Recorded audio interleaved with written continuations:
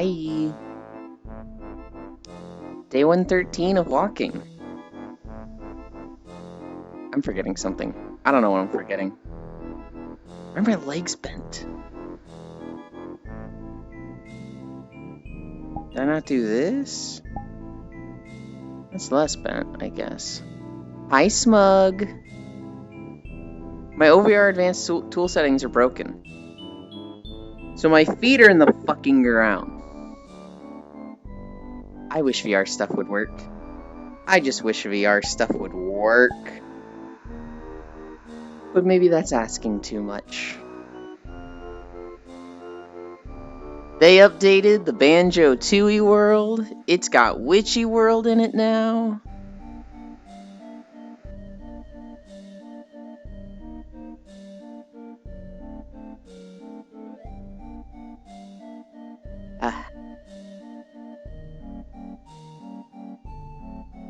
That's 3 or 4. I'll assume it was 3. I'll assume it was less, that way I don't cheat myself. Holy cow, I'm tired. I did not get enough sleep.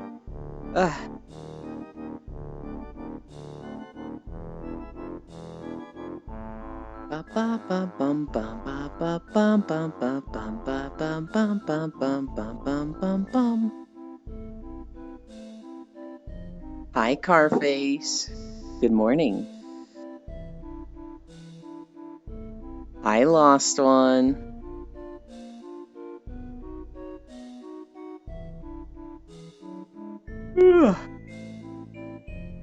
Yesterday was such a full day. I streamed, and then I went on Ico stream and played Risk of Rain. And then I played Civ 6 with Elite.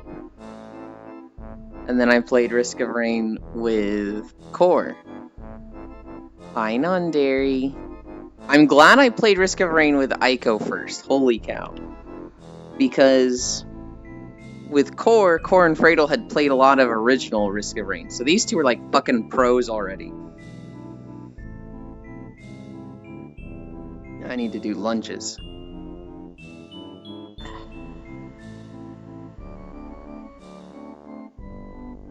And then by the time I went to bed, it was like 2 a.m. It was like, oh god, I'm not getting much sleep tomorrow.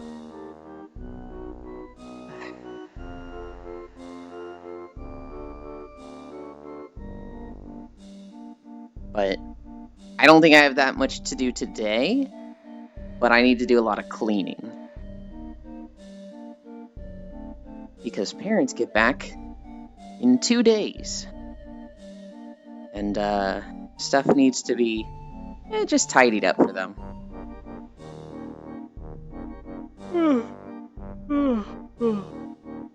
I'll tell you what. Hi, Jan. I saw the Banjo-Tooie world was updated, and I was like, let's fucking go! Let's fucking go! And then I got here, and it's like, this was a lot more simple than I remembered it. I remember looking at the tent back there and being like, that's it? Oh. This circus kind of fucking sucks. Yeah, I saw you were still playing it and was curious if you accidentally left it on or something. Nope, I just played it that much yesterday. Gonna be lurking? Okay.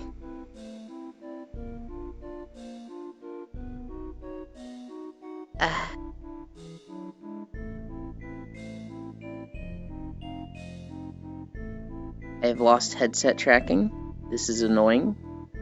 I can't see anything except gray. There we go.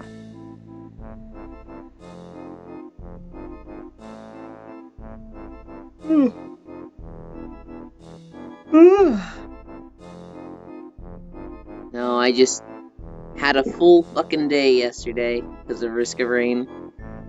And how many of my friends like playing that game? I like the 3D version a lot more. I like anything 3D a lot more than 2D. The big exception to 2D is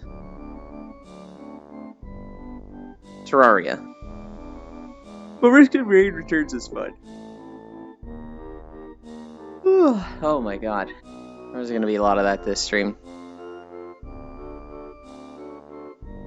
What do I need to do? Hammy stretch.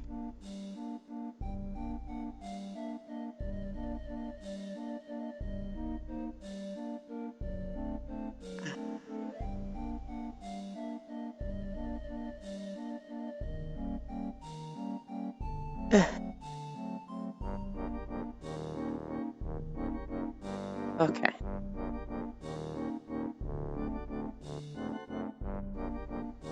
I grab this. No, I don't. No, I don't. I'm trying to get out of the worst one. Oh, but I hate this one so much. Ow. What time is it? 6:10? It's not actually 6 in the morning. It's just like I've been live for 6 minutes and 10 seconds. So I need to go to 7:40. Oh, that's a long time. Bum, bum, bum, bum, bum, bum, bum. Did anyone else play Risk of Rain Returns?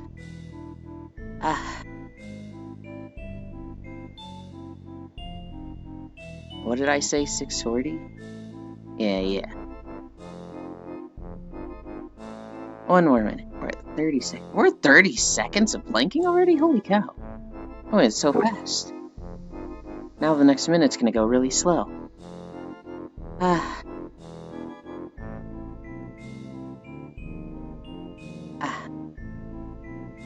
Ow.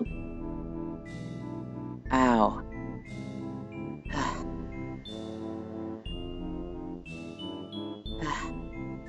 Shit. 7:10. That's 30 seconds. 25. 20. 15. Hi, Louie. 10. 9. 8. 7. 6. 5. 4. 3. 2. 1. 0.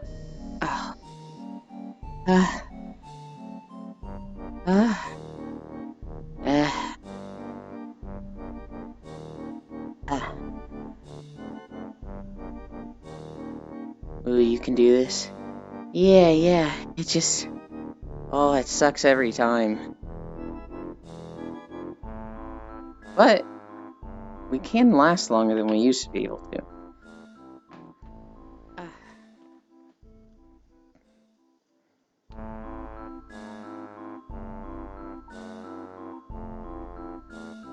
As much as I want to keep hearing the banjo music. Hi, Global. We're in the Banjo-Tooie world. I saw it updated yesterday. I was like, oh, fuck, we gotta go there. Alright, can I play for my hand? Nope. No, of course not.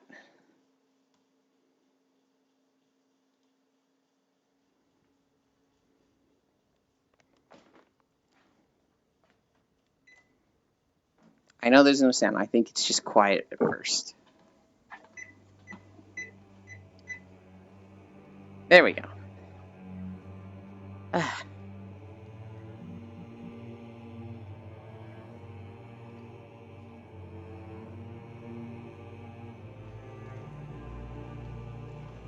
had to click a button that was proving difficult to click.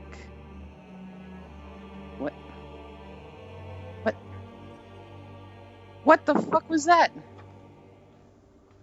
Huh? Hypixel.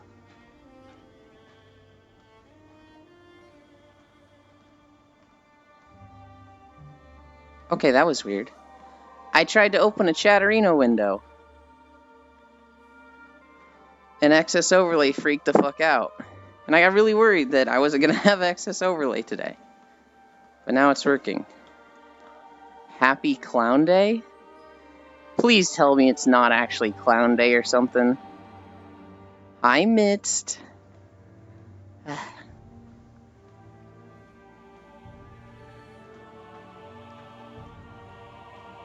So, okay. Obviously, what I'm going to talk about all day is Risk of Rain 2. I played with Aiko yesterday. Aiko, Fausto. Who was our fourth? Why am I forgetting our fourth? Chewy. We played with Chewy. And they start you off with Huntress and Mercenary, which is what you start with in Risk of Rain 2. I never tried Huntress, but I did play Mercenary. Hi, honey. I did play Mercenary. I fucking hated Mercenary. Yeah. Mercenary is...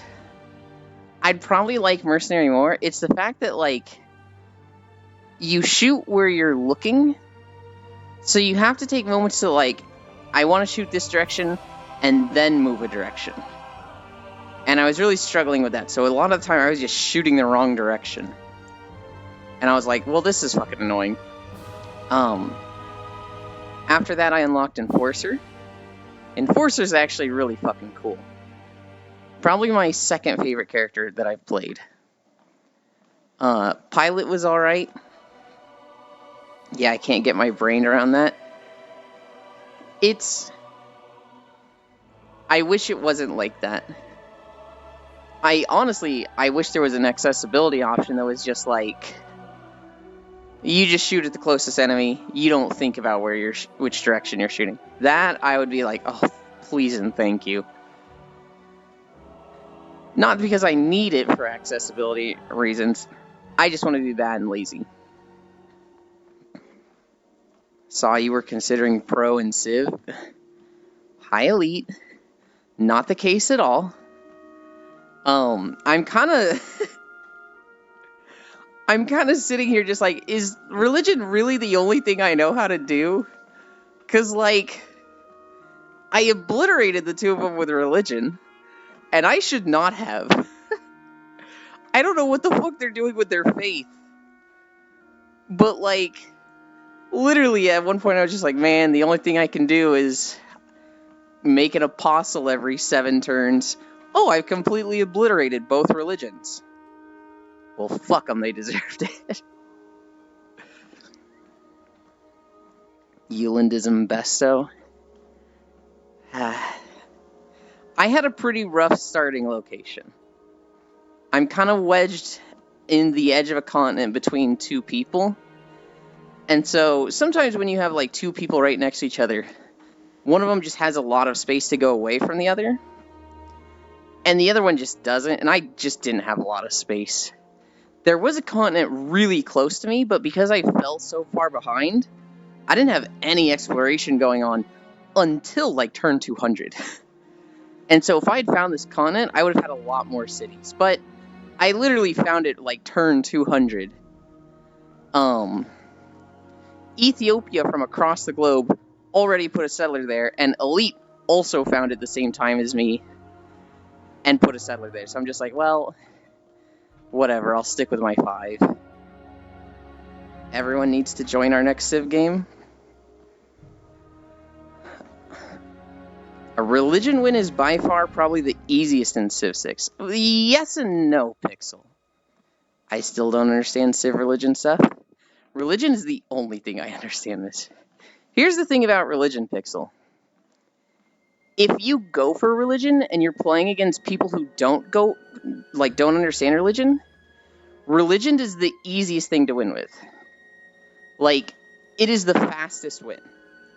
However, if even one person understands religion, you cannot win on religion alone. You have to include something else, namely warfare. The thing about religion is that if you don't want religion spread to your nation, you can just declare war and burn the heretics. And so, if you have somebody sending like apostles or missionaries to you, if you really need to keep their religion out, you declare war, and then you just run over their units with scouts. You just get scouts and cavalry that will outrun their missionaries. And if they even get within sight of you, you just run them down. And so, Warhammer 40k type BS. Yeah, defending against religion, it kind of fucks you because it takes away from other stuff. Because if there's 3 people and one goes religion, one of the other 2 has to go religion. But whoever doesn't go religion gets to focus on the type of win they want to go for, like science or culture. Now, religion has some really good buffs, and especially when you're in like a 10-man lobby or 12 or more, you're able to get some nutty bonuses off of religion that way. But LOL, take a turn, go take a nap, take a turn, make lunch, take a turn, play other game. We actually, Nondary, we have a rule when we play it that turns are 3 minutes long. So they go pretty fast. But yeah, religion when you're dealing with somebody that knows how to fight religion, it feels like an impossible victory. Because what's gonna happen is, okay, so an hour between turns at the fastest with 20 people? No, Nondary, it literally can't be longer than 3 minutes. It's 3 minutes for everybody. Everybody takes their turn at the same time.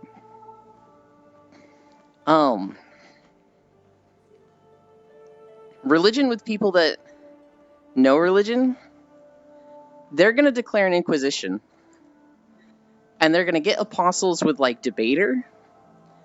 And it's just like, how do you spread religion with somebody that just gets so many bonuses on their home field? You eventually just get to a point where it's like you have to win by war. You have to, like, make cavalry units declare war, kill their religious units, and then convert them. And it's just like, a religion win can be very, very difficult. Last time I played, it was not like that. We had to take turns individually. I believe it's a setting, Nondary. You can make it so that players take their turns at the same time. And then you make it so that players that are at war are separated. So you kind of have like group 1 and group 2. And then I think you can also make it so that turns are individual. And that is fucking awful. Tell you what else is fucking awful. And turn my tracking around.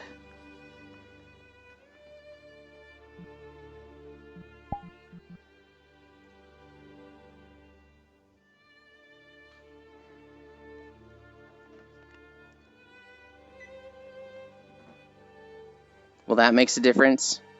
I thought I was going to be painful with that many people. There's moments of pain. Like, the biggest thing I have is that, you know, there's been games where I have 20 cities, and it's like, alright, you got 3 minutes to do all their shit, and I'm like, oh god, there's too many things to click.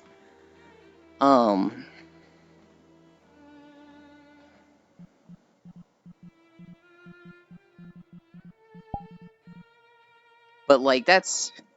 It goes pretty well. We've done, like, 3 weeks, and we're at, like, turn 250, 260.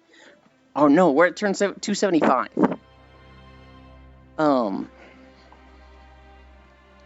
So we're getting through, like, 80 to 90 turns per round.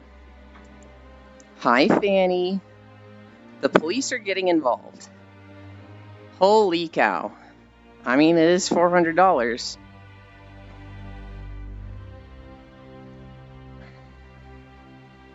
Hi, Mr. King Wolfie.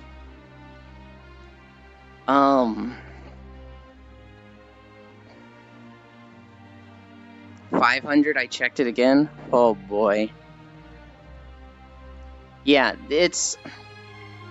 I don't know. I fucking love Civ in a group. I also like Civ a lot more when I feel like I have a chance to win. This round has been kind of miserable. But I don't want to bail because I don't like it when people are just like, oh, I'm not having fun, so I'm out. I want to, like, finish it out so that people would do that for me when I'm having fun.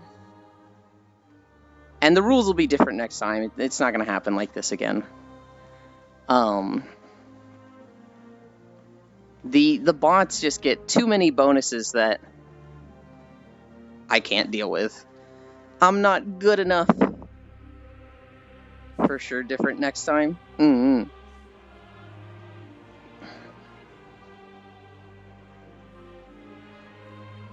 It,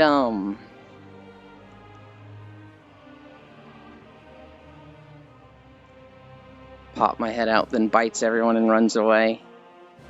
Heck. The serial number is probably the same, but I'm not allowed to check according to staff. That's annoying.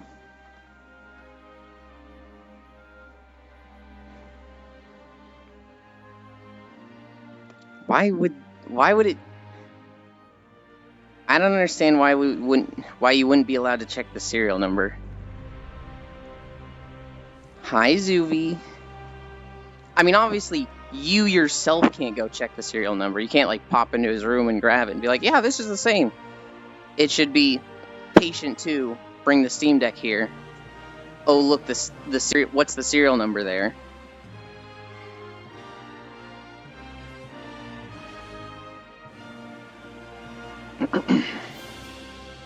But oh well.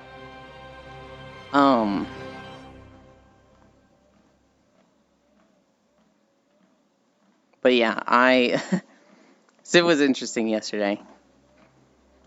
I got my capital back. Sweden couldn't hold on to it. She wasn't getting enough loyalty. So she just lost Lima. I'm here to fight everyone in the chat.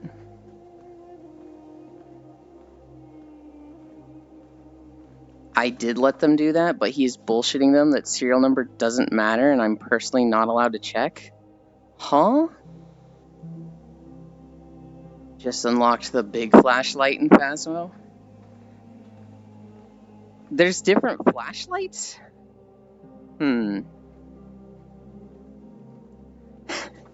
Elite.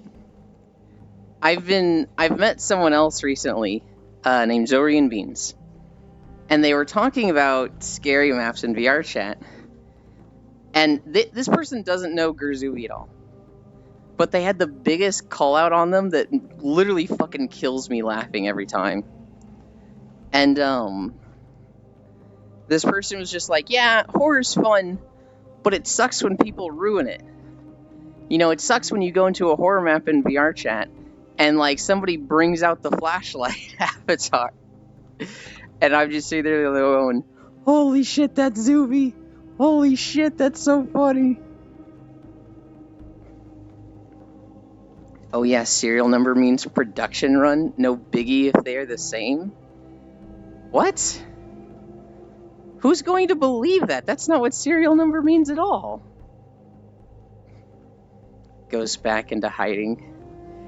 Actually, Zuvi. It's so funny, Zuvi. And I mean, like, if you could ever get me to step foot into a horror map, I would do the same thing. Staff, apparently? What are the staff, like, in their 60s? Who would... Even back then, I can't think of any age group that would believe that. That is so ridiculous.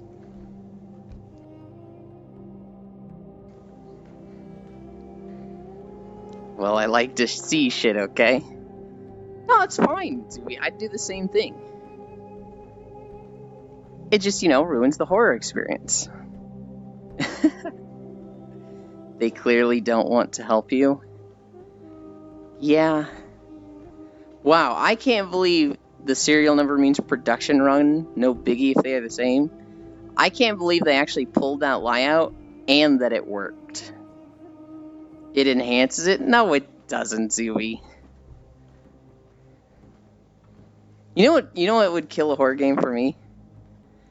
One of the most immersion-breaking things for me, and I'd still probably be fucking scared, but one of the most immersion-breaking thing for me is when flashlights die in horror games. When you've got a flashlight and it's like, oh, you've got 10 minutes of power, and it's like, that's not how flashlights work. That's just not how they work. You've got, like, 20 to 30 hours of it being bright as fuck, and then like 200 hours of it being dim but still working. That's why I bring my own flashlight.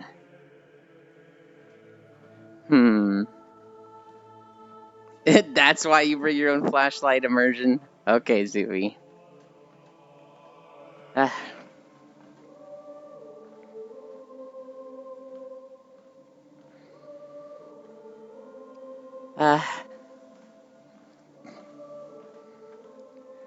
What else was there? Oh yeah.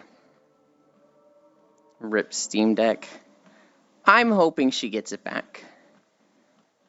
We'll have to make dinner or something. I am starving. Well, you have to tell us what you're going to make then. I'll tell you what my food is today. Yogurt. Like a lot of yogurt. Like just nothing but yogurt.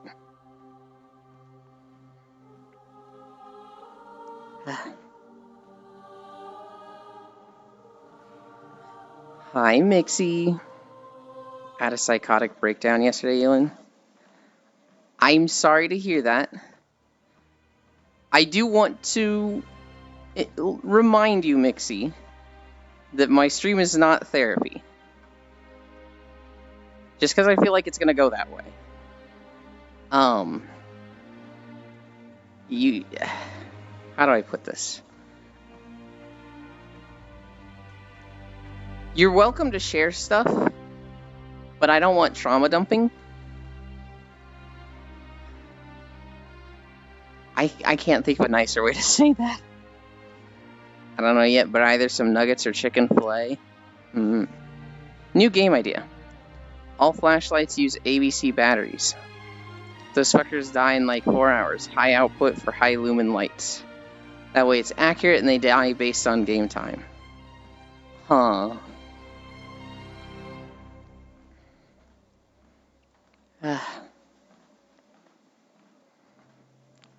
So, okay, where was I with Risk of Rain? Oh yeah. Pilot was cool. We're all goofy VR chat goobers, not therapists. I mean, I want to like... If somebody had a bad day, if they were like, man, my day sucked, but now I'm here to get cheered up, it's like, hell yeah, man. But yeah, and Mixie hasn't done this at all yet, but, you know, when people are like, I see this in other streams a lot, they just, this happened, and this, and this, and this, and this, and this, and I don't know what I'm going to do, and da-da-da-da, and the streamer's just like, haha, cool, man. Anyway, I'm trying to get the watermelon in Suika game, haha. It's just like, you can't do that. God, I played so much Risk of Rain yesterday. Enforcer was cool. Pilot was cool, but I only played him once. Not hard to get a watermelon. I think it's hard to get a watermelon. Who else did I play? I played the Miner. I fucking hated Miner. I did not like playing Melee. When I was playing with Core, I unlocked Acrid. And with this one, I actually made it to the end and didn't die. And it was just like, oh. I'm just good at Acrid in any game I play, I guess. That's why I divert to Discord and I have self-help resources there. Because I'm not a role model nor a therapist. Yeah. I just bottle it up and let it fester. T-heat? That's the healthiest thing to do, right? No, I don't know. Every now and then I'll, like... No, I guess I do just fucking bottle it up. Because...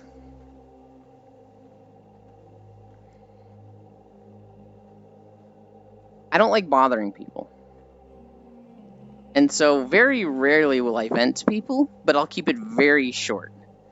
I'll keep it very much like, oh my god, this just happened, blah blah blah. It'll be like a paragraph in Discord. And that's the most of my venting is. And other than that, I guess I just bottle it. Shit, that's not good. That's a good way to lose your shit. Yeah. I don't know. I do live a very privileged life. So the stresses I have are really not that big in scope. And that's not to say, like, I shouldn't have any, like, mental... I shouldn't need any mental help because clearly I don't have problems, right? Everybody deals with their scale differently, right? There's people who go through the worst shit ever and are fine. And there's people who go through the tiniest of inconveniences and need guidance.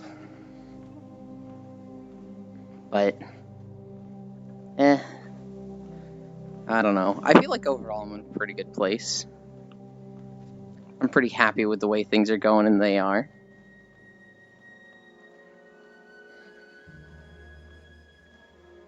I want a drink.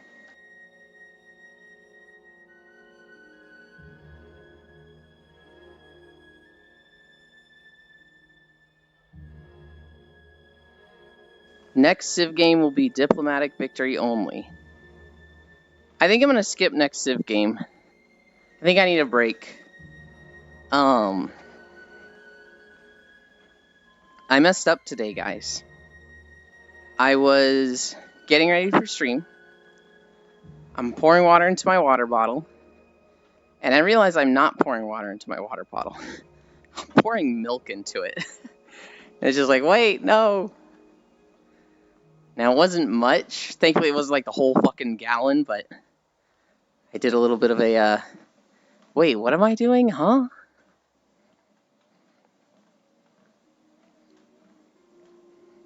Subconscious is telling you something. Oh, it tells me this every day, that I want fucking milk, but we gotta be strong. We gotta resist.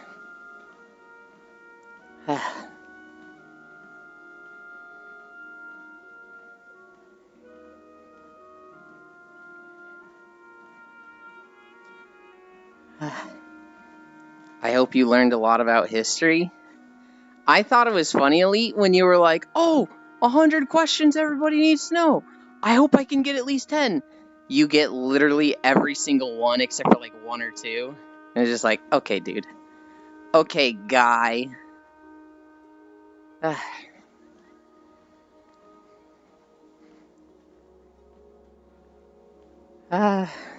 They weren't that hard.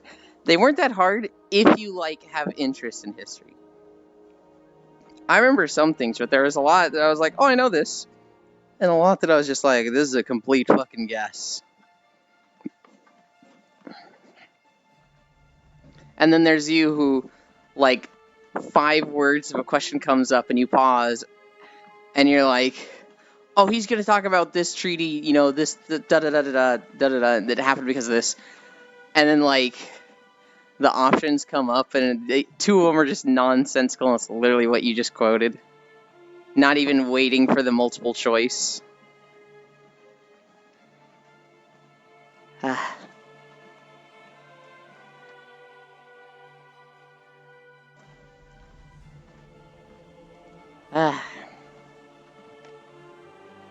We're at 1 mile. What am I going to do today? Today, I'm going to go to the grocery store. I'm going to try and get a video out. It'll be one of the fucking Alamigo zones. I'm going to try and clean the house. The basement needs some touching up. And then,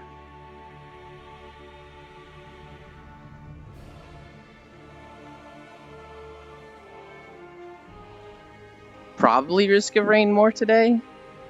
I imagine Core's going to want to play more of it. I'm so glad you land as a content creator now. He's following his dreams. I don't even know if I have dreams, Elite. Like, I don't aspire to, like, accomplish anything. Streaming like this just gets a lot of things done for me. It gets me fit, it makes me socialize, and it earns money. Which is, like, so many birds with one stone that it's just like, holy cow, this is awesome.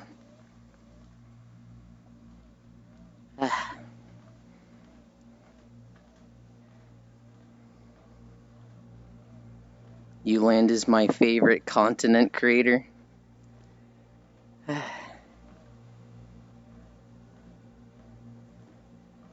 I don't even know what to make a joke out of continent creator with. Hi, Juice. I can't see whose emote that is. It looks like Zaki, but I don't think it is.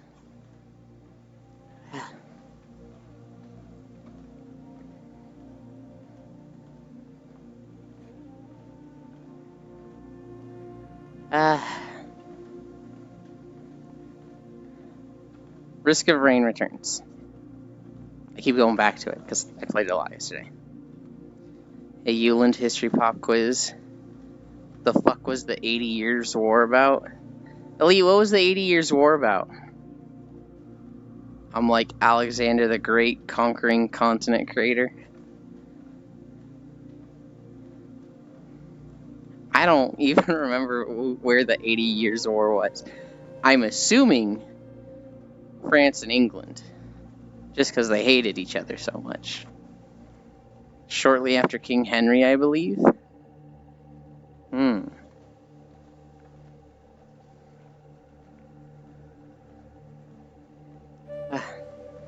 Would have been late 1500s.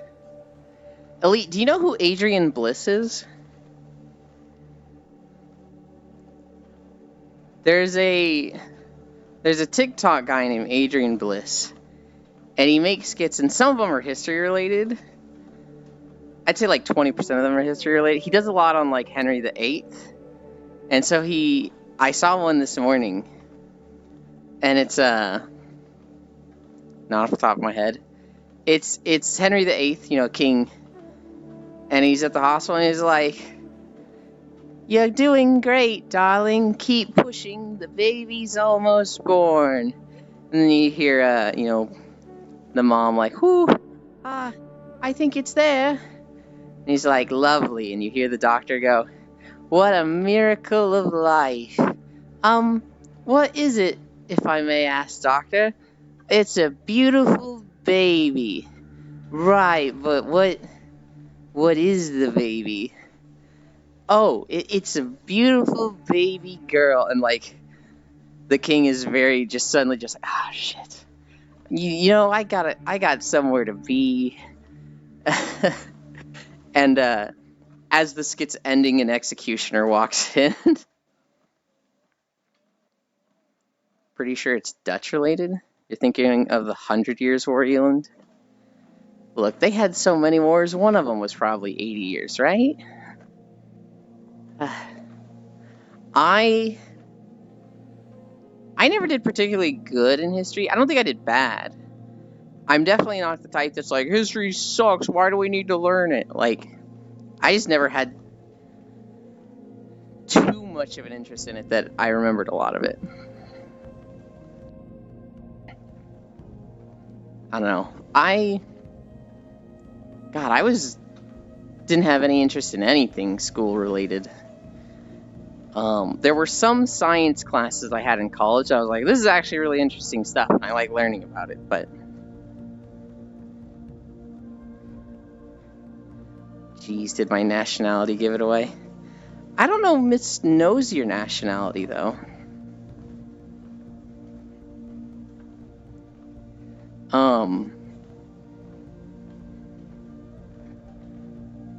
Let's see. But yeah, it was the Dutch Independence War against Habsburg, Spain? No, I'm just a nerd. The only 100 Years' Wars I remember are from video games. Uland is not my favorite streamer, but he is very cute. Yeah, I agree. She's never coming back, Lost One. The golden age is over. The music is so chill here. Speaking of WoW, I think I'm gonna play Druid. I was really looking at Rogue, Hunter, and Shaman. And then just this last week, I've been like, wait, Druid seems really fun. And I might play that. Shaman seems easier? Maybe. It's so hard to decide. Shaman seems easier, but at the same time, like, my Druid is, like, from classic WoW. If I played the Druid, I'd be playing the same character that I played in high school. To be honest, sometimes I forget MMORPG just means massive multiplayer online role-playing game. Yeah.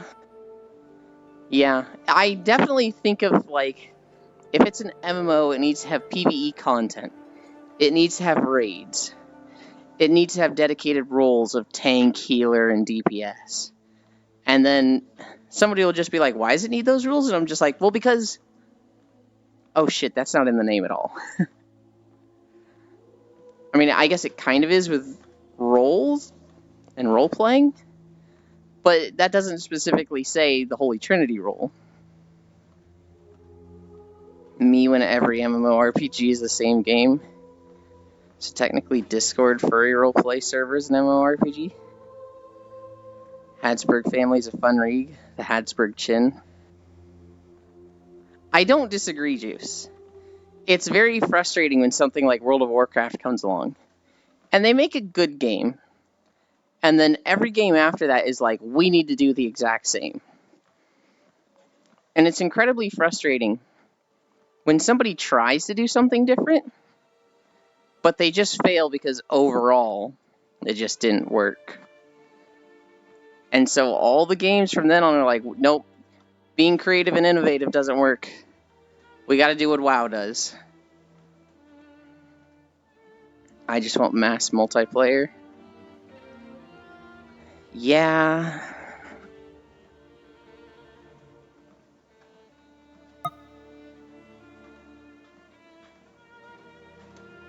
Kanago. That's who it is.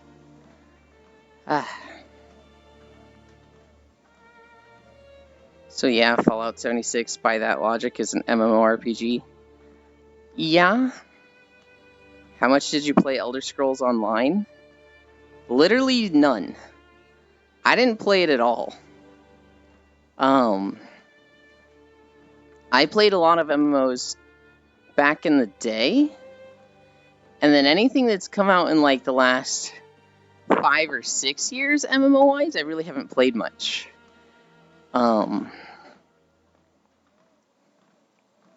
Apparently they had really cool big-scale battles.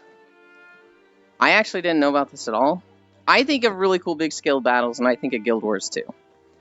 Guild Wars 2 with World vs. World was like... Imagine a battleground that was a 3-way between servers, and it was 200 versus 200 versus 200. In my mind, it's like, how the fuck do you beat that on grand scale combat? How the fuck do you have that in your game and not base your game around it? Guild Wars 2 is so weird. It feels like they had the fucking golden apple and ignored it. They had a fucking golden goose, not an apple. They had a golden goose, and they said, this isn't what the game's about. It's about this shit over here that people have done 10 times already. What?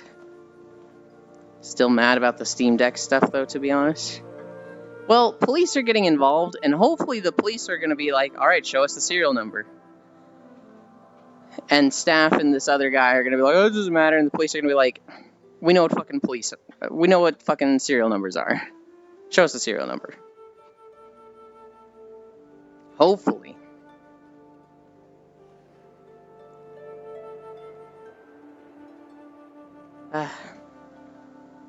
I wish nothing but the best of luck with this, Fanny, because that just sounds, well, infuriating, depressing, $500 fucking dollars.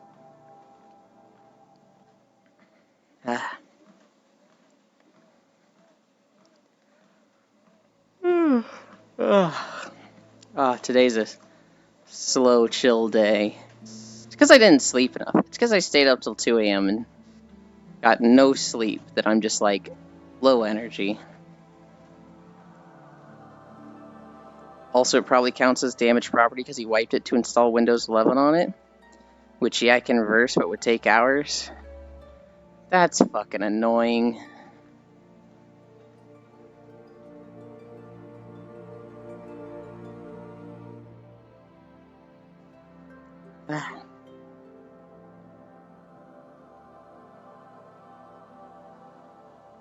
That's crazy. I still can't get over the serial number thing. I still can't get over that staff was that dumb with it.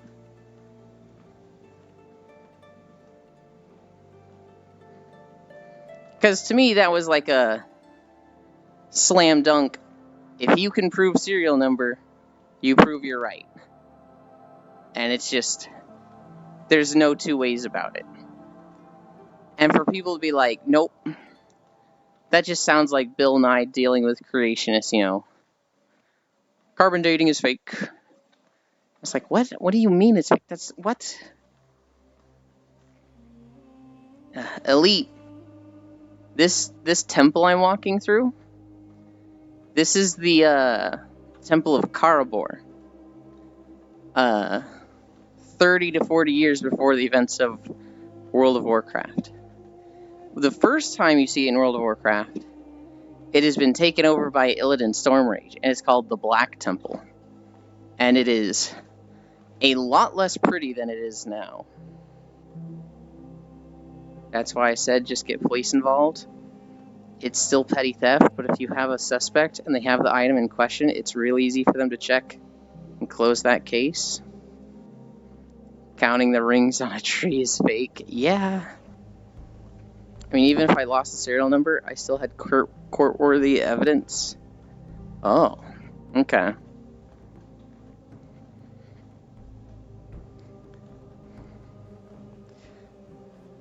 Still very annoying.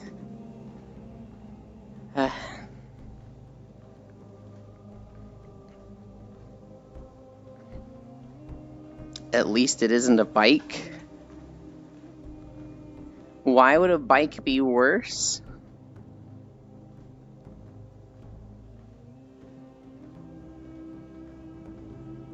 High error. Police don't go after bikes.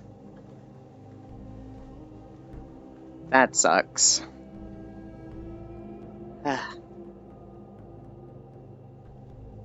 I saw a Reddit post recently, and it was probably fake because fucking Reddit.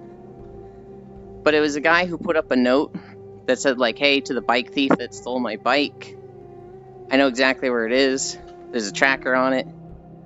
You have 1 day to return it, or police are getting involved. And then there was a note after that that was just like, yeah, the tracker was under the bike seat, you idiot. Now it's in your backyard. Thanks for the bike. Me when police get bikes for $2,000. I'm super late because I took a nap. What are you late to?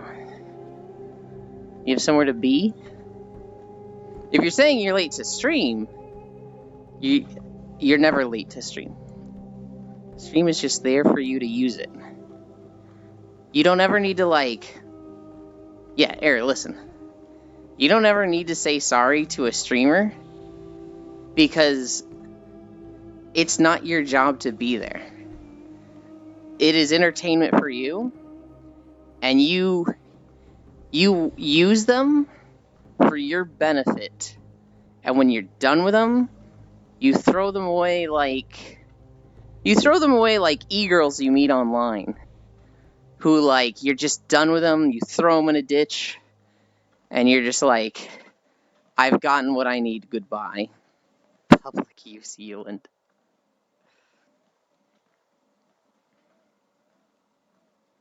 Don't get confused. Police will find the bike. They will just sell it.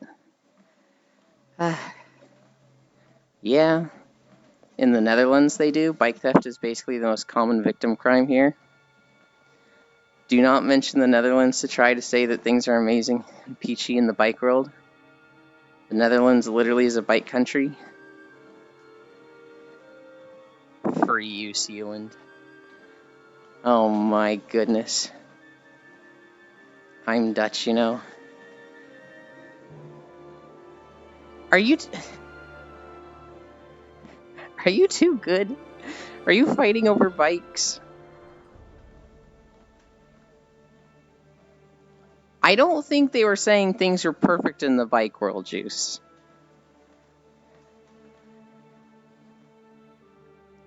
European. Okay. Fucking... I'm buying a phone from Shinkozen. And he's like, what snacks do you want? And I'm like, what? It's like, yeah, what British candies do you want? Since you don't have real chocolate. What candies do you want? Also, I'm putting tea with your phone. And I'm like, what? I don't even like tea. And he's like, you're getting tea. It's an obligation. Occasion. So when I go to the store today, I need to get some candies that someone from England doesn't have access to. Do I need to put people in timeout? No, they're good. If they go further, I'll tell them to knock it off.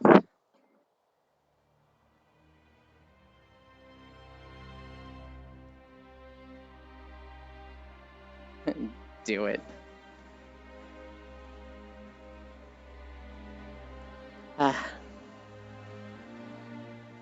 Yeah, it's fine for now.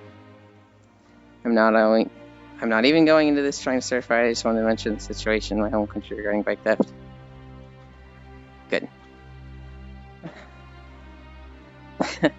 I was thinking it air. I was thinking mods crush their balls, and I was like, don't say it. Don't say it. Don't say the thing. But fuck, it's so funny.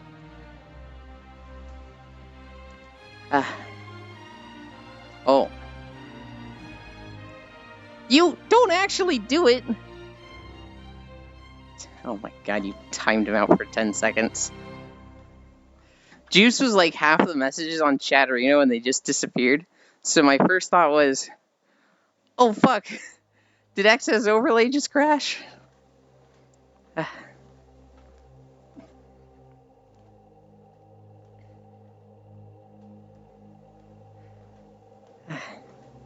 Juice, I have a question. Do you have Astro emotes? Does he still stream? Because, like, he had all the shit go down, like, 2 years ago, and I haven't seen anything about him. No? As a mod which has access to a command which shows MK punch the balls clip. That's in my mind 24/7. He streams once every 2 years. He was funny. I remember he tried to do some shit. Which sucks. I didn't know if he still streamed at all, though.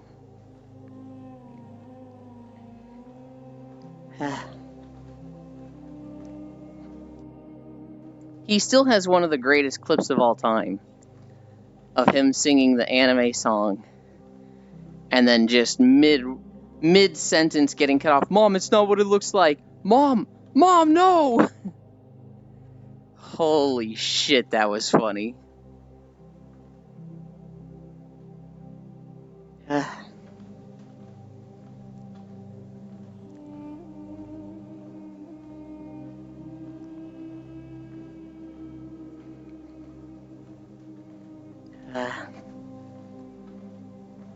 But yeah, the police is getting involved, the caretakers being all wishy-washy by saying it would be unfair to take side with the conflicting evidence. Keep in mind his evidence is all word of mouth.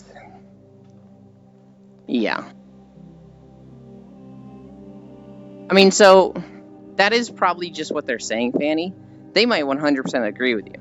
But they don't want it to be on them. In the unlikely event they're wrong, that could mean they get fired. It could just be a lot safer for them to be like, police are involved.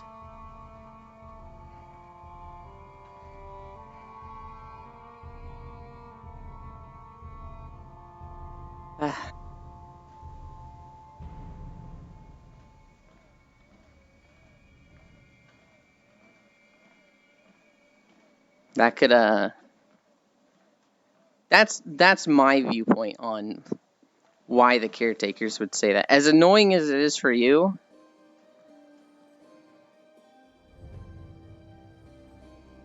Anyhow, the guy's probably being kicked out after this, or at least I'm hoping.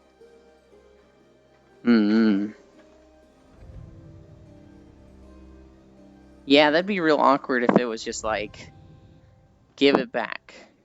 Alright, now get along. That would kind of suck. Is this the fucking World of Warcraft music? I didn't catch this at all last time I was here. That chanting is cool as fuck.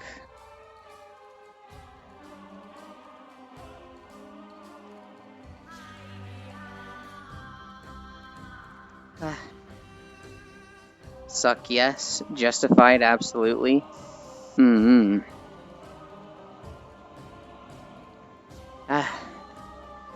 So it's Thursday. My parents get home Saturday. And they'll be home for, I think, 6 weeks. They'll be home for Thanksgiving. Although we're actually not going to have Thanksgiving at our house. We're going to go to a friend's house, and it'll be 5 of us. And then they'll have Christmas here. I don't remember if they're staying for New Year's. But then they go back to Florida for like 5 months. Also, apparently he burned islands down in the past while evading the police barely. There's no way this guy doesn't have a criminal record. So I had an ex who... he lived with his brother and his mom. And his brother was constantly in and out of the house. This was in Chicago. And the brother was a heroin addict. And the brother would, like... If the ex left their room at all, they had to do it when, like, the brother, like, literally just wasn't around or asleep or something. Because the brother would just try to take anything and sell it off. At one point, my ex got a violin just because he became obsessed with violin and got, like, a $200 or $300 violin to play. To, like, learn how to play. And within a month, that had been stolen and pawned off. And so... it's not justifiable at all. But I can see the, like... in this case, it's an insane asylum, so it's not really like a rehab center. But I have seen that level of addiction before.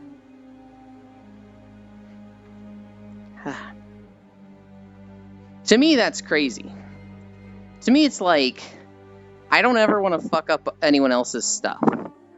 And so, the idea of just being like, I'm going to take this person's stuff to sell it, is just like, mind-boggling to me.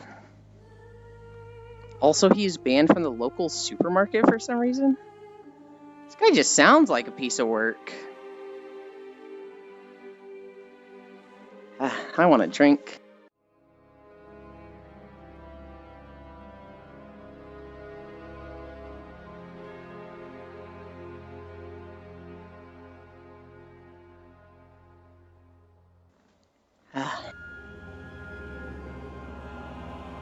I think I remember where this section goes. I think it starts in the north, goes across southwest, and ends at the Shadow and Burial Grounds altar.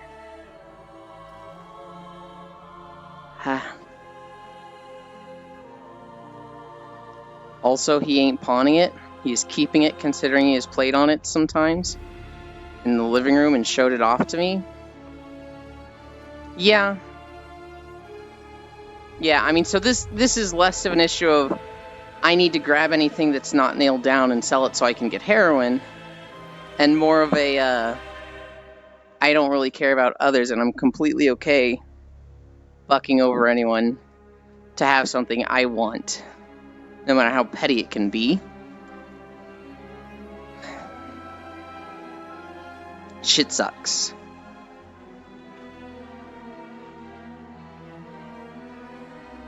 I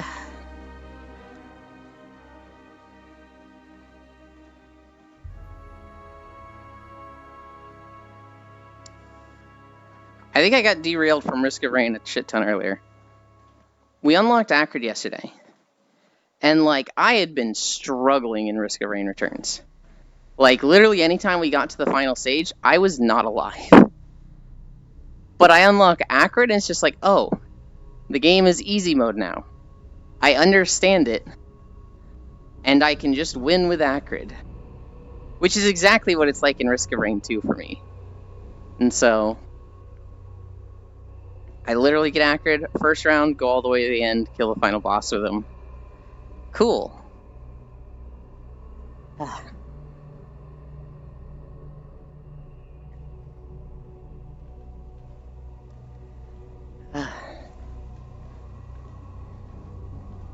What else was there? Oh! Did you guys see the latest Mr. Beast drama? Did you guys see this load of horse shit? Mr. Beast is getting canceled for putting up 100 wells in Africa. That's the video. He put up 100 wells in Africa. And people are like, this is bullshit. He's privileged because he's white. There's activists that, work on this all the time. And because he's a rich white guy, he gets to do it instantly and willy-nilly. But, this devalues the activism of real activists. And those wells won't even work in 3 to 5 years. Also, it makes the Kenyan government look incompetent and corrupt. And, this furthers the stereotype that South Africa is, a third world country with low technology. And it's like, what? Mr. Beast literally just can't catch a break. I know it's a third world country, but like they're using it in terms of like technology and being like, these guys are, they're not simple cavemen or anything. Which is true. But in this particular instance, every 5 years. So there was a lot of people posting in the comments about this video, right? And like a lot of news articles, in particular, it was Yahoo News talking about it. And how, like, many people voiced their opinion about, Mr. Beast's motives in this. And it's like one guy. It was literally just like one guy in the comments who was like, this makes Kenya look bad. And everybody in the comments was like, I'm from Kenya. And it does. It should. Apparently there's a rule where, like, Kenyan politicians get a new car every 3 to 5 years that costs like $30,000 to $50,000, but they have towns that don't have clean water, and it's like, that sounds a little corrupt, and like they should be in trouble for that.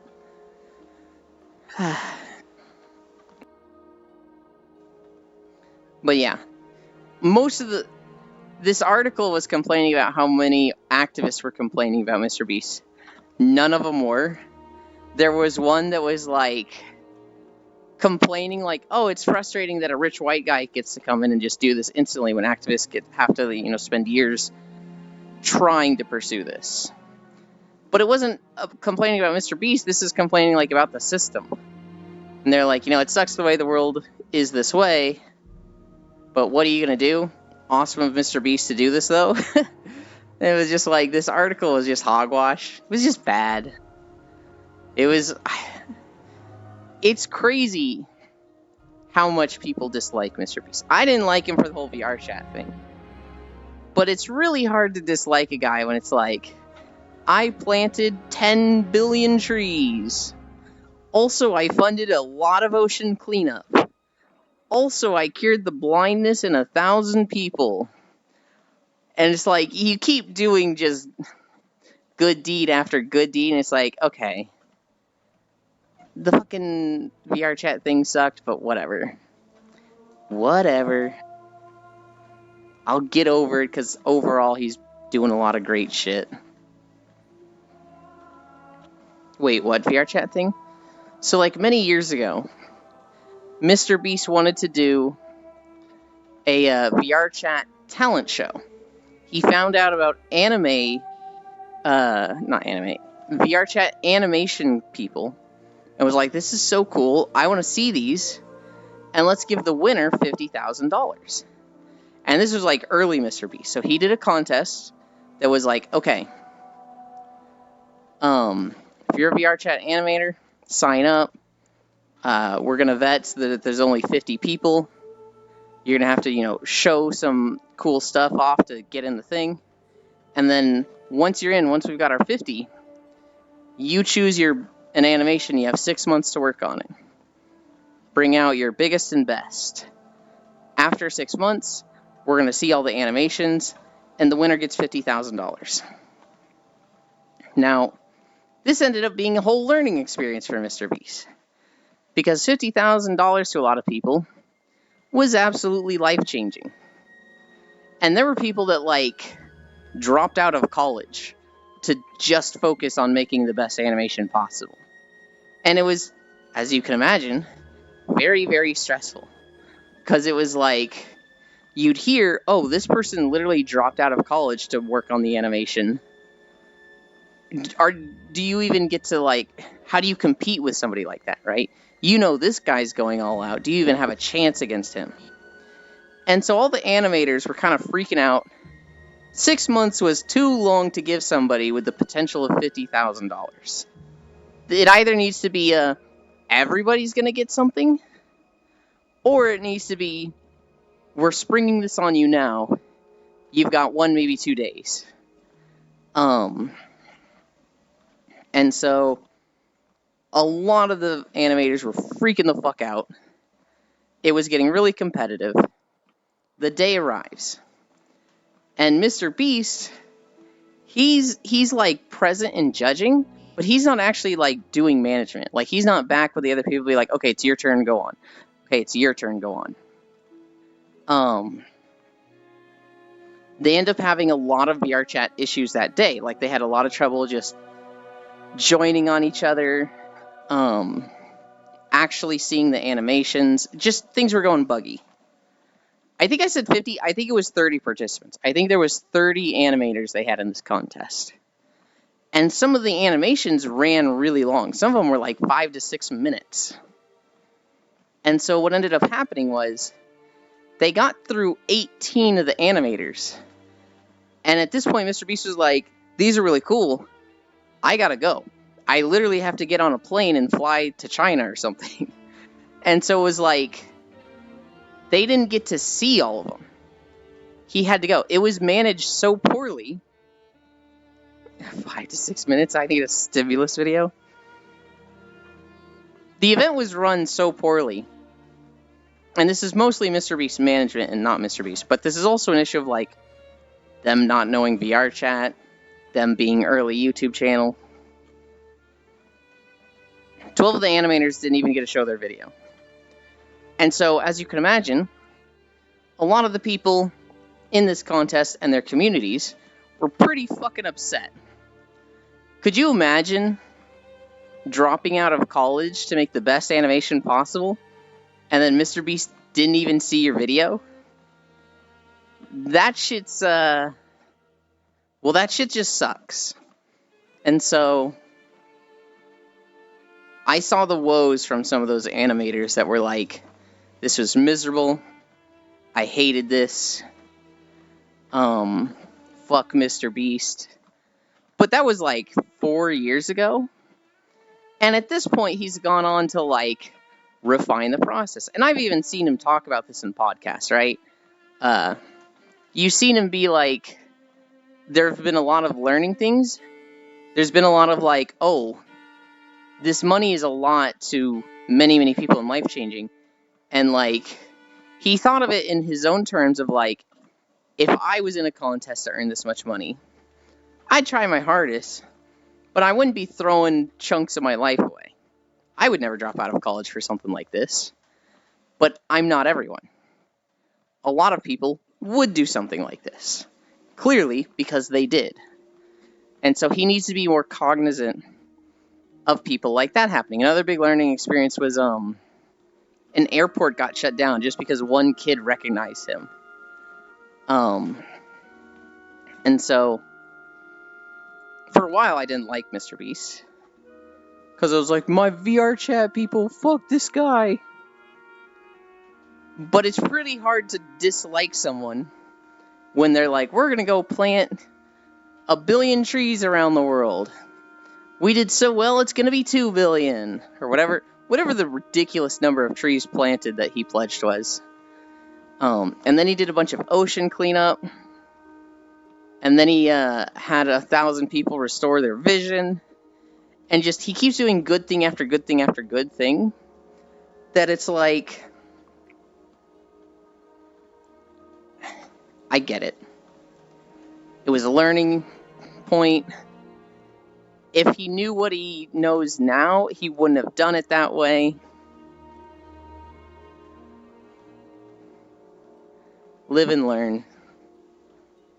Probably a live and learn for the animators too. Don't put all your eggs in one basket. Don't fucking drop out of college to impress a singular guy who says we're gonna watch every animation and winner gets 50,000. That was really dumb of them to drop out of college. But yeah, VR chat drama and basically, this is old drama. I imagine the people that were, all the people involved in this have just learned and moved on. Some of them might still be salty, but I don't think any of them are hanging on to it.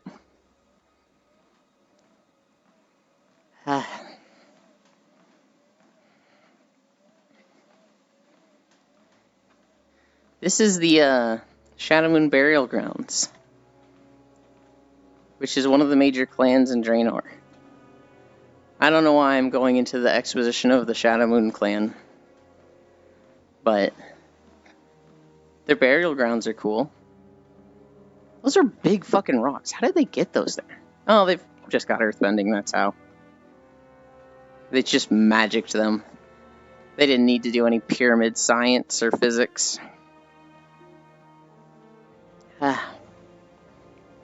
But yeah, that's the latest Mr. Beast drama. He gave 100 wells to African towns that didn't have clean water. And now they do. And in 3 to 5 years, those wells will not provide clean water. Unless Mr. Beast has provided funds to maintain the maintenance on them and make sure they do. Which I'm imagining he does. I'm hoping he does. Even if he doesn't, that's still 3 to 5 years of clean water. As compared to 0 fucking days. What are we at? 2.7?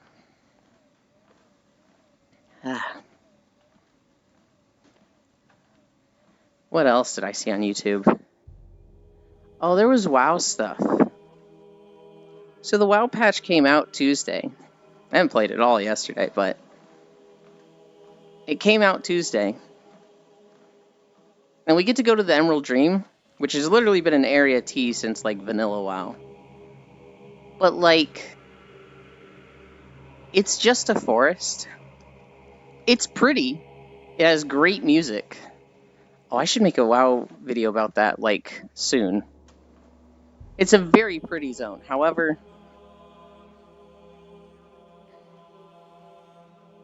it's just a forest.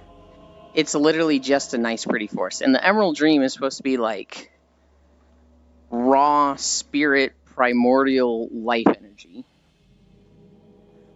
And so it should probably be a bit scarier. It should probably be a bit more like, oh god, what the fuck is happening in here? It's weird and primal. And not everything that's, like, adheres to the laws of physics in our world works the same here. But no. It's just a forest. Okay.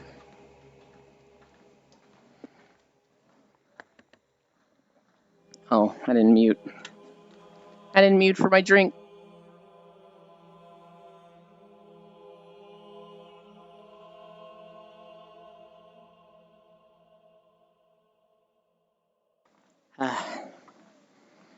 What else is coming up? A week from now is the new raid. I can't think of any games coming out soon. I don't know. Are you guys excited for anything? I'm like kind of set on games for a while. Between Risk of Rain Returns with people. Hi, King Dragon.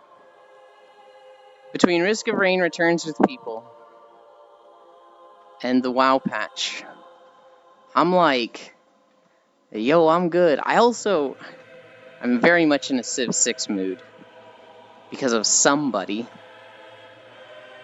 What path am I taking? Why did I go over the rocks like that? Currently learning set 10 for TFT and other stuff. Yeah, I saw on a Discord that my friends are in that there's the new TFT set. One of them was freaking the fuck out that pirates are back. And all the others were like, pirates? Are they in it now or is it upcoming? And he was just like, I don't know, but pirates! I was very into TFT Season 1. And then I think they switched up everything. I was just like, I don't feel like relearning. And I did not play TFT since Season 2. The pirates are coming? Yeah, basically. Every new set is just new? Yeah. Yeah, and it should be like that. I don't know, for some reason, a new set just made me not want to play. Even though, if, like, they kept the same fucking set, I wouldn't want to play. So, like, I don't know what would have kept me interested in TFT.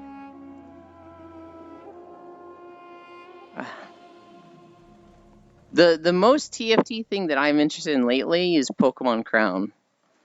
Just because Pokemon with TFT, like, classes seems fucking cool. But I don't want to play myself. I want to get other people to play it and watch them play it. Like Core and Ico.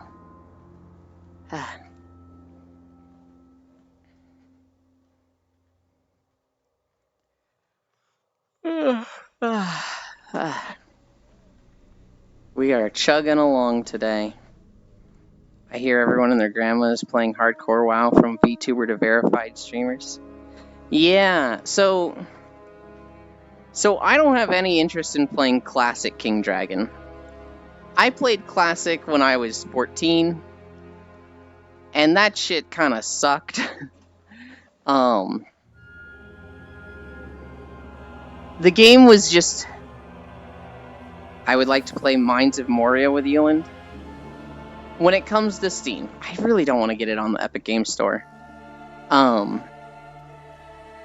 With Hardcore Classic WoW, WoW just seems like such a game of, like, it's there to waste your time. Especially Classic.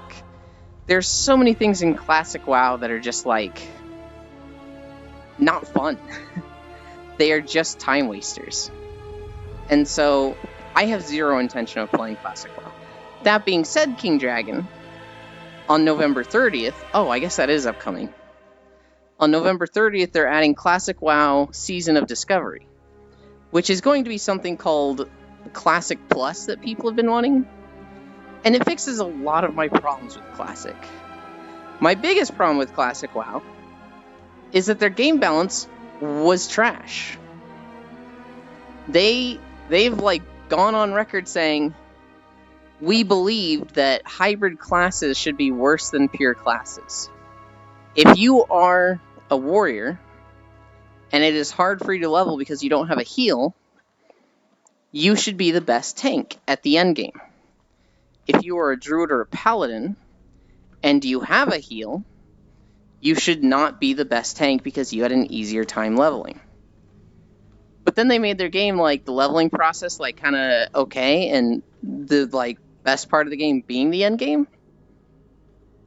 So just, that design philosophy was just fucking weird. They have since made it so that everybody has a good time leveling. Like, leveling's not hard for anybody. And everybody's, like, viable at endgame. But back in vanilla, no. This was most notably seen with DPS as well. when it came to DPS classes, the 3 pure DPS classes were the best. Rogues, mages, and warlocks did the most damage. And then warriors, even though they were supposed to be the premier tank class, were also really good damage. And the thing that kind of tied those 4 classes together is that they didn't have mana. Or they had ways to restore mana. So rogues have energy, warriors have rage, mages have mana, but they restore it with evocation mana crystals. Warlocks have mana, but they restore it with life tap. So they never run empty. Rogue L. No, that's a rogue W. All the other classes that have mana, they go strong for a minute, and then they suck ass when they run out of mana.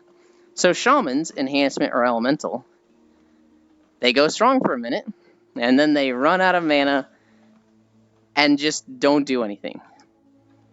Same with hunters. Same with druids.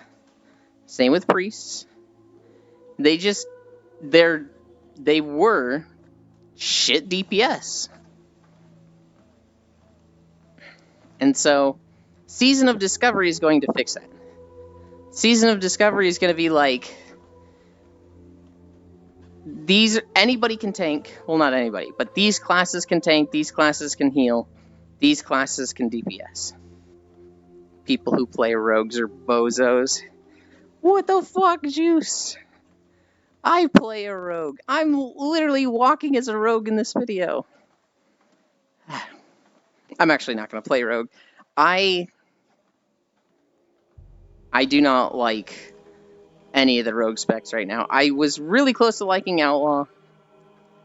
I don't know. Bozo detected. Fuck you! I might play Feral Druid, which is just rogue light.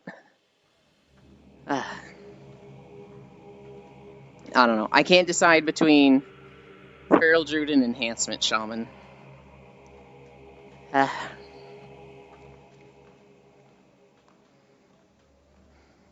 Euland is a clown. What the fuck, Lost One? So Euland is switched because rogues do it from behind? No. Absolutely not. I like rogues because I like being able to stealth and get away from shit and not deal with problems. I also just tend to like poison damage in games. And rogues are very good at poison damage. I can't believe this. Here's the thing. With raid composition, it would be better if I play Shaman. Because we have a druid, we don't have a Shaman. For rotation-wise, I know I'll do good with Shaman. I don't know if I'll do good with Druid. Euland is an exception because he called orc bases ugly. They were, Error. All of our orc players were just making fucking orc pits. I'm not wrong.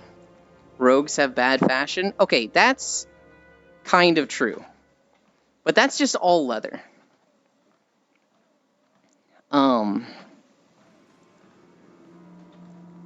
What was I saying? With raid comp, Shaman would be better than Druid. With playstyle, or I guess not playstyle, but performance, I know Shaman I'll do well with. I don't know if I'll do well with Druid. And then if it's meta, I know my playstyle for Shaman is meta, and so I'll do well. I don't know if... So with Druid, with Feral Druid, they are very bleed focused. But they do have a build that focuses on Ferocious Bite, which is instant damage. The thing about Druids is that they have historically paid a lot of close attention to snapshotting, which is where you buff yourself. Let's say you give yourself a buff that increases your damage by 100%, and then you apply a Daunt, a damage over time to the target, for 30 seconds. Well, if your buff only lasts 3 seconds and then it falls off, that Daunt is going to have that 100% increase, for 30 seconds. And that's what Feral Druids have been about in the past, is buffing yourself up a shit ton, applying a dot that is like way buffed up, and then losing your buffs, but your dot is still hitting hard. They took away snapshotting for like every class, except Druids, because they were like, this is the playstyle of Druids, so we're keeping it. I don't like dealing with snapshotting. I like playing dumb Druid where it's just like, no, I just want to bite the enemy. And so I don't know if I'll be able to like push good numbers without playing the super meta playstyle. I don't even know if that is a meta playstyle. I haven't looked super closely in Druids. It might be that that's too much effort and you're getting the same or better results playing easy mode. I need to look into it. The problem is, there's a lot of things I need to do. Time is not on my side.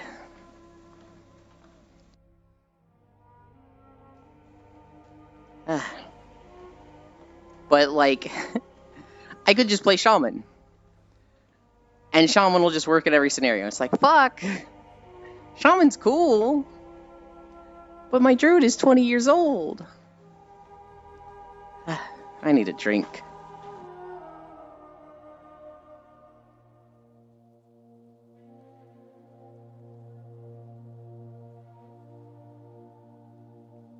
Juice does bring up a good point. Rogues do have bad fashion.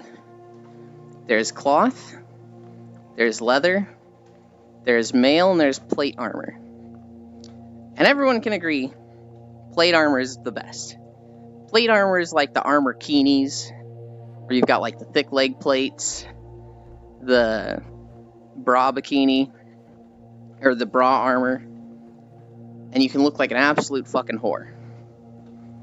I also need to drink literally all I wear. You're saying armor keenies is all you wear. Interesting, Pixel. Interesting. Raw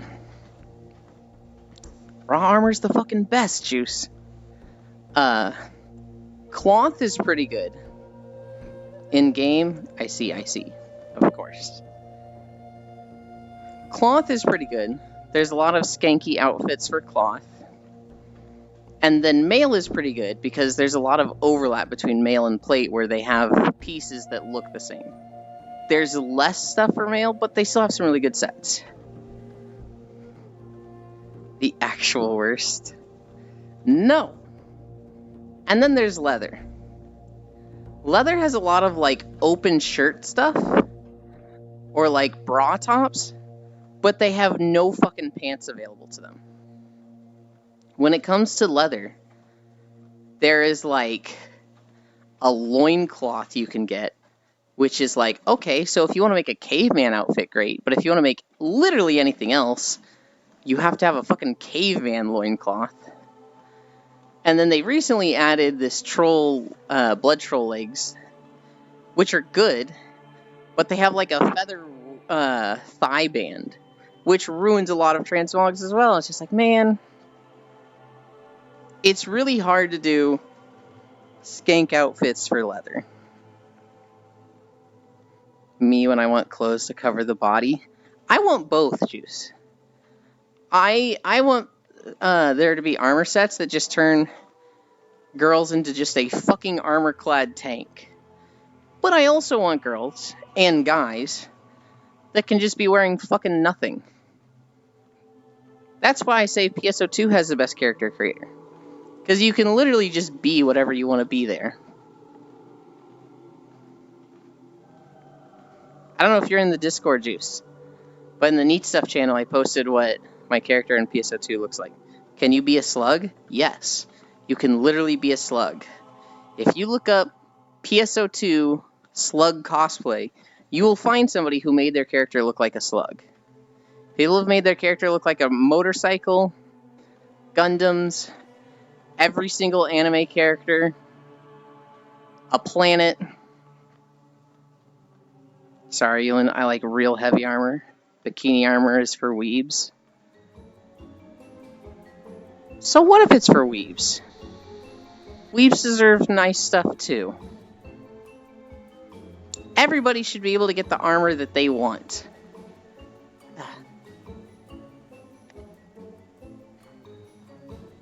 Oh, I'm hungry. I'm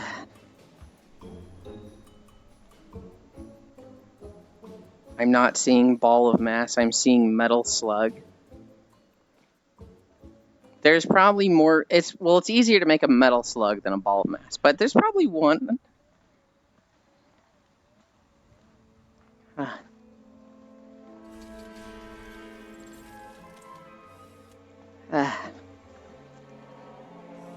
Look, you said, can I be a slug?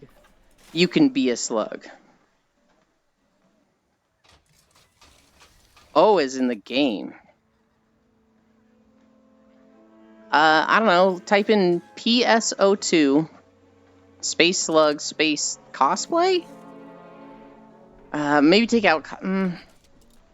If you don't find anything, I'll try finding something later. Oh, I need to send...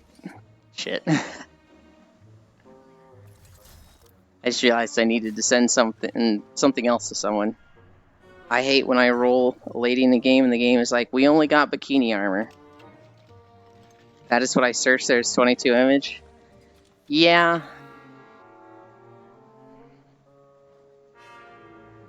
Look, if you can't find an image of a juice, then it just hasn't been done yet, which is actually surprising to me. But you can 100% make a slug. I've seen people make Kirby and Ghastly. You can make a slug.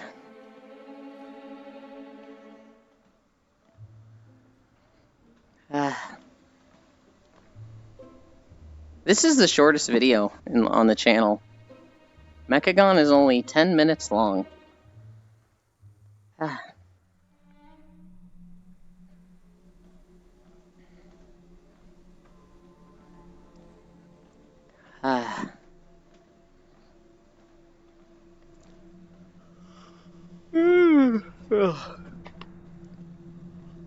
Why am I so sluggish today?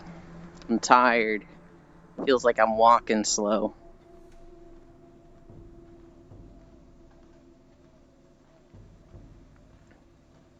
Oh yeah, I'm in the fucking Banjo-Kazooie world. I completely forgot. Or Banjo-Tooie world. I'm so excited for this to get fully updated. And run through it with Ico. Epuland. A little bit error. I stayed up till 2 AM yesterday. Normally I go to bed at like 11 to 12. But yesterday was just so busy that I was up till... I was just up real late. And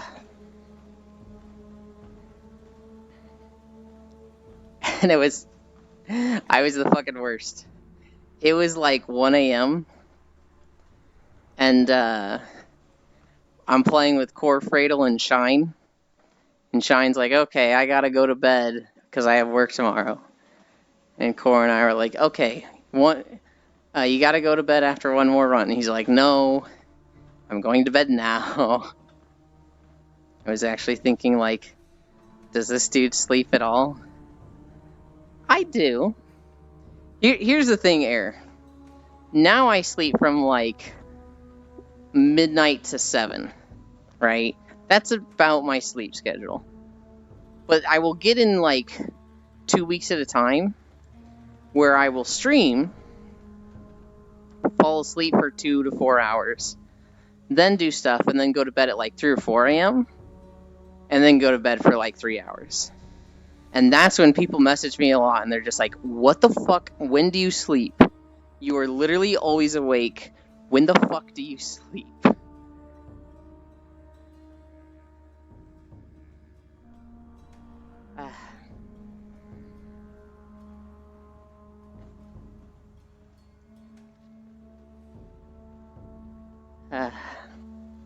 Let's see. For videos, I have 3 more Stormblood zones. And those will all be easy, but they're boring desert zones. After that, there's the Shadowland zones. And I don't think any of those will be particularly hard. One of those will actually be really, really cool. The final Shadowbringer Zone will be hella rad. But there's the Pink Forest. There is Raktika Greatwood. The desert area. The coast with Yulmore.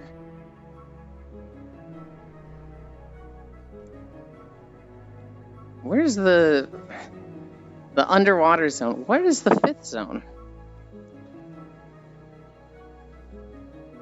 Hang on, I'm forgetting a zone.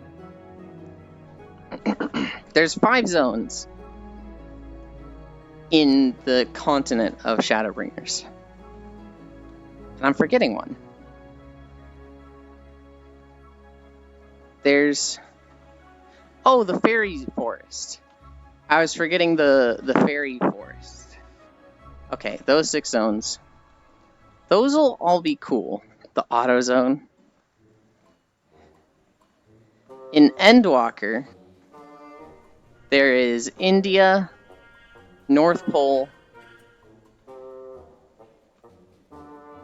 Charlene, Little Dalamud,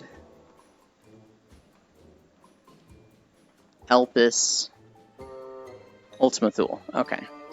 Ultima Thule will be a little weird, but I'll be able to do it.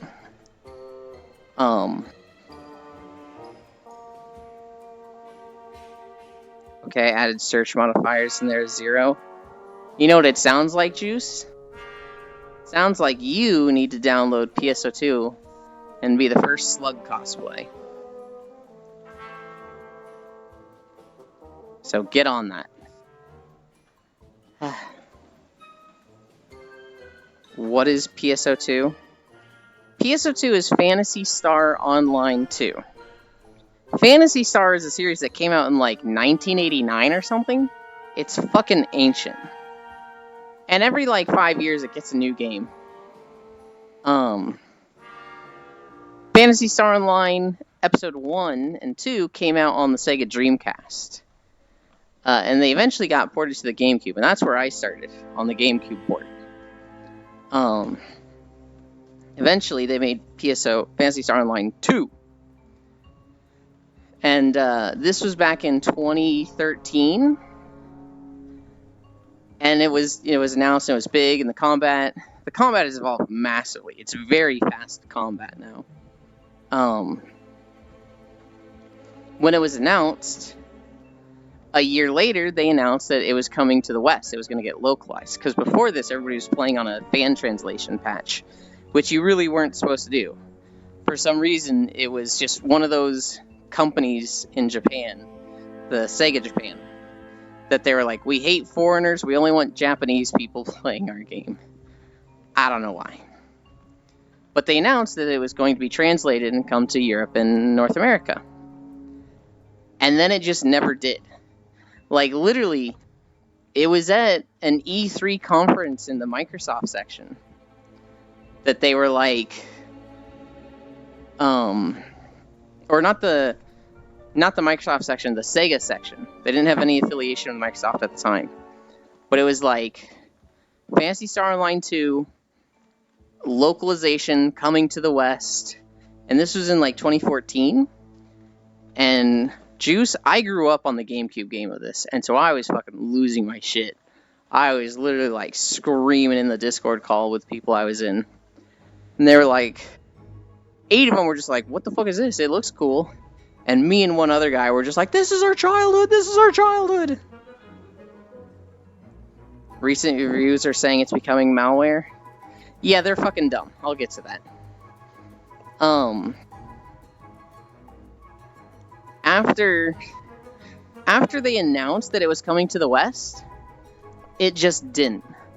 We learned very recently that apparently they announced they were coming to the West, and some other game was like, we don't want to compete with your game, so if we give you $6 million, will you not translate your game? And Sega's like, yeah, okay. And so they just didn't translate the game. They just didn't. But they had this whole announcement about that they were going to, and then just pretended that never happened. Which is fucking insane. 3 years ago, the game gets picked up by Microsoft. They basically are like, we're working with Sega. Microsoft is going to run Phantasy Star Online 2 now. And it's coming to the Microsoft Store. And eventually it came to Steam. But like, 3 years ago, it was finally localized and translated and everything. They had 8 years of content to work with, Juice. They literally had 8 years of game, and this was like a good MMO. This was like the top MMO in Japan for 8 years. And so they rushed through the content. They wanted to catch up North America to Japan, and so literally it was like every month was a year of content. I'm not kidding. It was like every week was a patch that was just like, okay, there's a new raid boss, okay, there's new gear. And like, some people loved it, but most people didn't. But there was a lot of people that really loved the game. And it was easy enough to like, I'm just not going to play for a month or two and then come back. After a year of that, they said, hey, by the way, we're redoing everything. We're going to make PSO2 NGS. And this is going to be like a new game, but it's not going to be a new game. It's going to be like an addition to the base game. And you're going to have your same character. You're going to have different gear. So all of your gear from the base game is not going to be applied to NGS. And it's kind of weird in that way. But it's essentially a new game where you keep all your cosmetics and emotes, which I fully support. That's fucking awesome.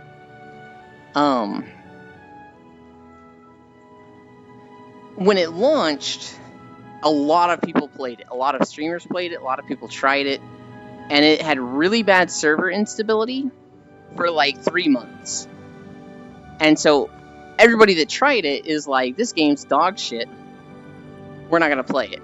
And so now it has this like damage control mode where it's trying to claw back and like redeem itself because it had such a horrendous launch. The game is good, though not perfect. It's not like the most amazing game ever now. But it had a disastrous launch to NGS. It has been in NGS for 2 years. What you're seeing with malware, they recently changed anti-cheat software. So they have anti-cheat detection. And people are like, oh, it's too invasive. It gives them full access to your PC. It's really bad. And it's like, 1, you already have this through 5 other games. And 2, they were already using something like this. It was just a different anti-cheat. So, like, what the fuck is the problem? Which anti-cheat? I don't know off the top of my head. I do know they had one before. They are switching to a new one. You can probably find it, but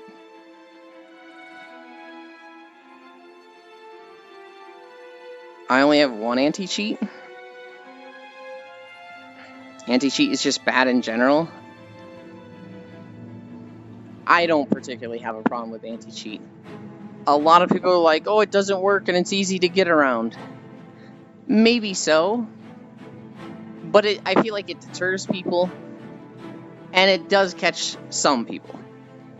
Maybe the best people can get around it. But it's not anybody can get around it. I don't know. I don't particularly care or notice anti-cheat.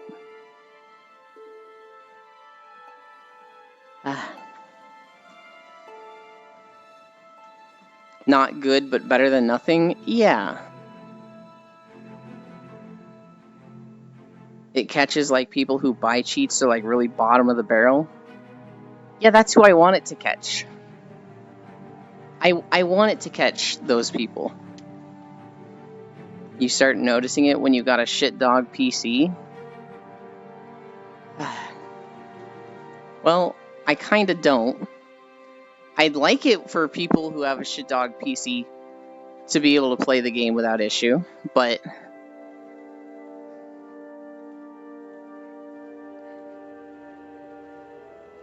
Hi, Brown.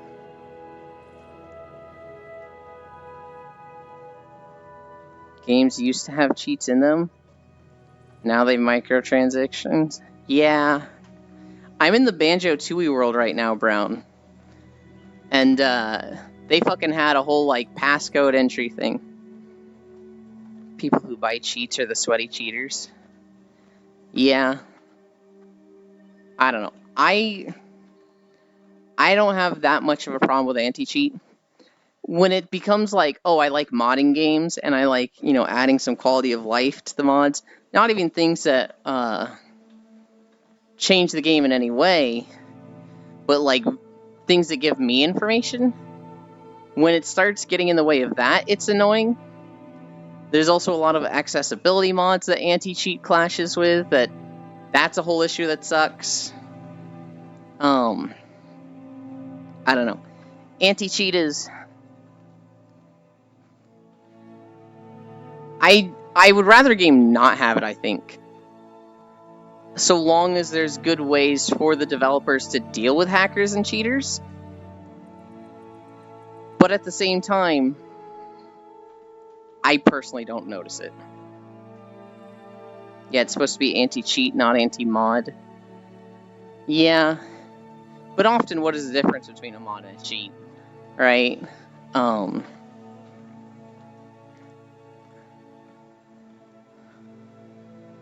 I don't notice it. What I don't understand is why everybody's so upset about it now, when PSO2 already had an anti-cheat software. It already had something that did the exact same thing. They're just changing their anti-cheat. And everybody's like, they're adding this to my game, what the fuck? Cheats, mods, all same. Big Dishonor, Capcom, probably.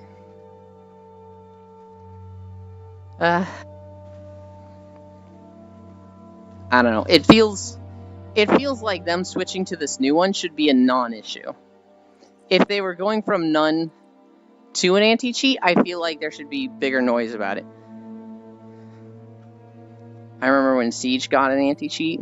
It was so dogshit, it would literally ban in waves and not actively, so you could see when and where they booted it up. Moreover, it had a tendency to overcorrect itself. Oh, lovely. I just remembered this video. There's a little shit in this video that tries to jump in my camera a bunch. They're like, look at this person RP walking. Whoa.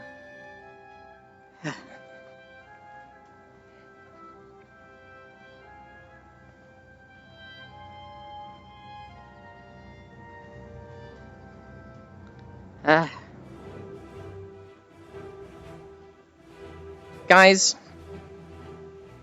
is a bucket of yogurt a good daily meal?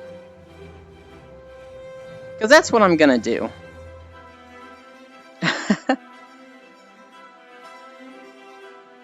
RP Walker detected. No. Huh? What's wrong with a bucket of yogurt?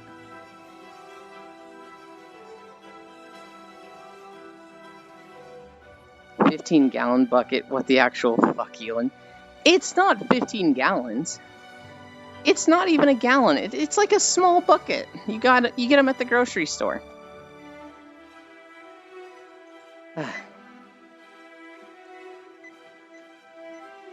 It's just smooth strawberry yogurt. Oh yeah, I wanted to say I'd fill you up with a bucket of my yogurt, if you know what I mean. Great. There he is. Look at this fucking guy. Look at this fucking guy just be like, why are you RP walking? And he comes back. He's like, you sure? I think he's gonna walk by again. It's a bucket of yogurt. Come. Hi, Gail. Yup, you got my follow. Hi, Fuji. Thank you for the follow. He wanted to be on camera to be famous. He's not as bad as the Ashura from Fireheart Rise. Oh my god, that guy was annoying. Literally just jumping around in my face for a whole minute.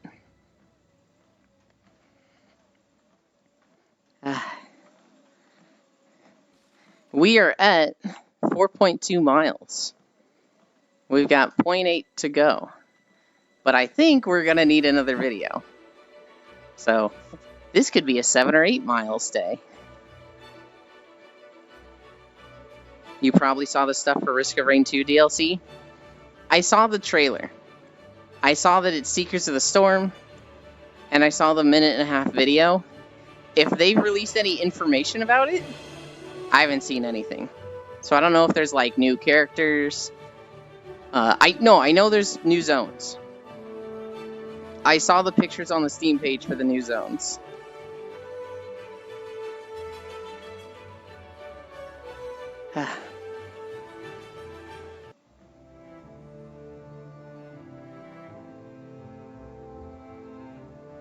Similar size as Survivors of the Void, new survivors, areas, items, enemies. Have they shown any of the new items?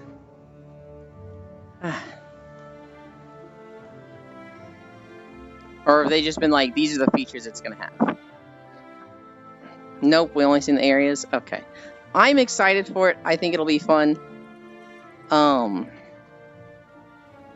know a lot of people were like really excited for it, and then a lot of other people were like, well, remember, it's Gearbox. It's not Hopoo Games, so don't get too excited because it's going to suck because Gearbox hasn't done anything. And it's like, well, let's let them cook. As well as Providence being a thing again. Yeah, I saw. I killed Providence a few times yesterday, Gale. You probably saw it. Oh, I don't know if you tuned into Core. I was fucking struggling, Gale. I literally just could not survive on any character. It was Mercenary, Enforcer, Pilot, or Miner. I was just fucking dog water at Risk of Rain Returns. And then I unlocked Acrid. And then I killed Providence. Guess they haven't done their research then. Survivors of the Void was Gearbox. Was it really? I thought it was like Survivors of the Void came out and then Gearbox did the next one. Or, like they did it and then handed off to Gearbox. I've been going around asking people on suggestions on what PC parts to get. What brand company do you recommend me buying from? Yeah, it was Hopoo, but Gearbox did help on it too? I see. I'll tell you right now, Fuji. I'm kind of dumb when it comes to PC stuff. Wait, so am I downloading PSO2 NGS? It's free, Juice. So if you want to play it and try it, it's literally free. I play it like a gacha. It has. That's why I'm asking. As much as I'd love to like give you all the help in the world, Fuji, I'm the worst person to ask. There might be people in chat that know, but like, what are you specifically looking for? Those Survivors of the Void to console was mostly Gearbox. I'm not so bad at hardware. I can put a PC together because I'm like, so just Legos. This piece goes into this slot, easy. And if I don't know something, typically it's easy enough to look it up.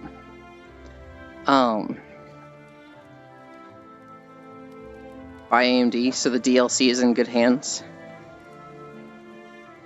Well, so the Survivors of the Void to console was kind of screwed up, Gale. That's why people might be a little more upset, because it took them like a year and a half to do it. Actually, how long did Survivors of the Void come out ago? Because they just got it to console.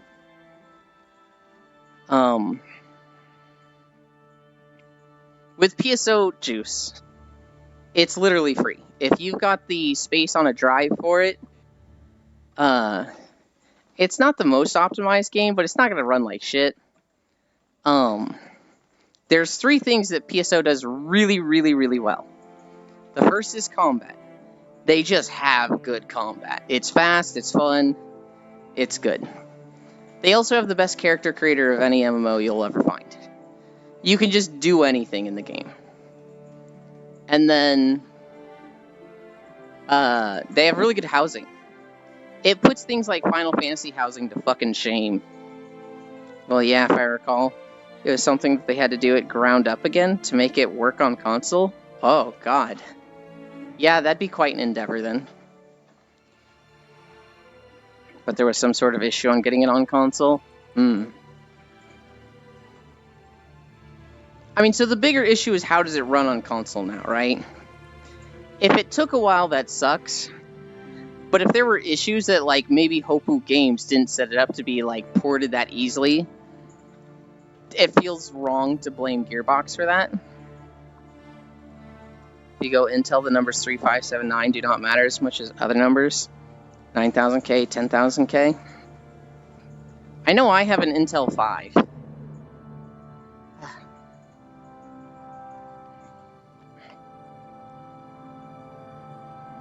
Did the video just lag? The video just lagged for me.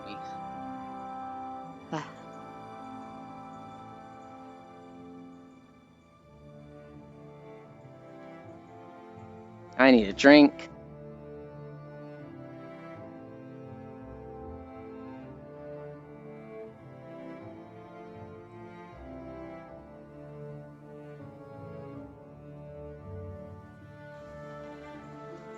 Me, when people say their CPU is better than mine because it's a 7 and I have a 5, but theirs is 8 years old. Yeah. But yeah, we know there's multiple survivors, unreleased stages, items coming in the DLC. Hell yeah. The video trailer was cool. That was fun.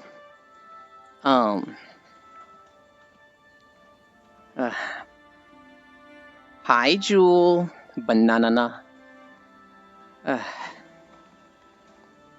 We're at 4.5 miles. I think we're gonna need another video. Mom made pancakes. So good. God damn it, now I need to see it again.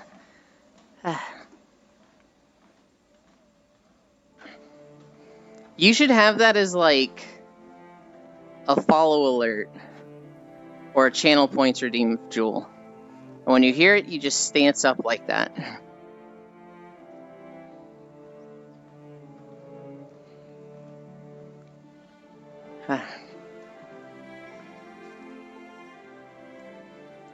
Please do so.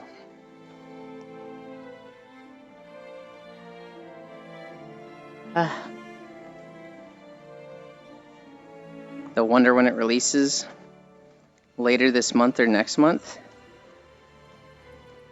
Well, right now, we don't even have a date, right? It could be 6 months. I'd love for it to be sooner.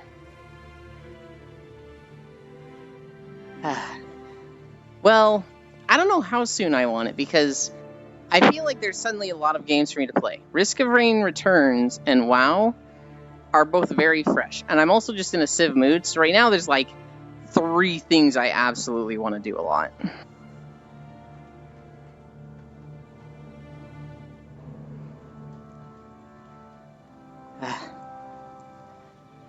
I actually don't even know if I'm playing more today. Since it was teased differently from the last one was just, hey, DLC is happening and have some item teasers, but got a trailer on release? Oh. Yeah. This one, we got the DLC page and the trailer first. That's a good point. PSO is an MMORPG. It is an MMORPG, Juice. I play it like a gacha.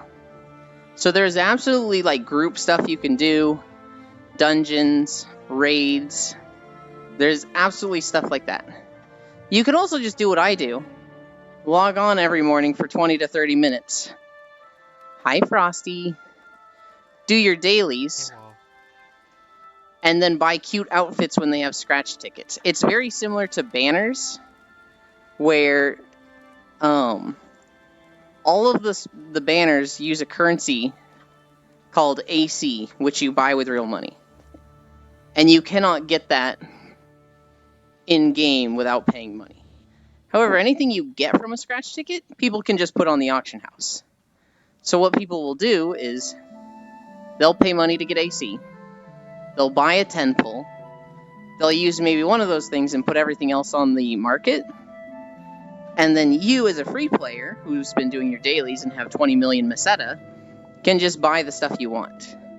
So literally anything you want from the scratch, you can get through dailies. You got a meeting in an hour? Well, I hope it's a fast meeting that doesn't last that long. That's just Genshin with extra steps? Genshin did not invent gacha. Showed more right away compared to Survivors of the Void, so it might release earlier than expected. Frosty, do you play much Risk of Rain at all? I have never touched the game. If you ever want to, I can make it fun to get into. They had Risk of Rain Returns, which is the first game, get remastered yesterday. And I played a shit ton of it.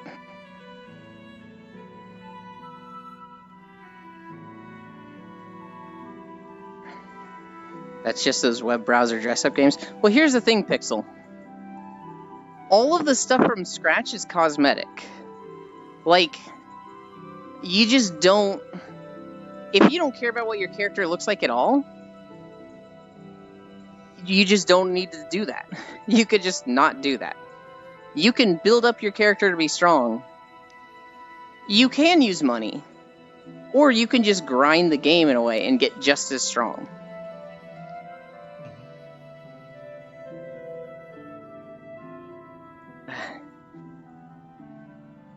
Cosmetic nodders. Game I've been Say that again?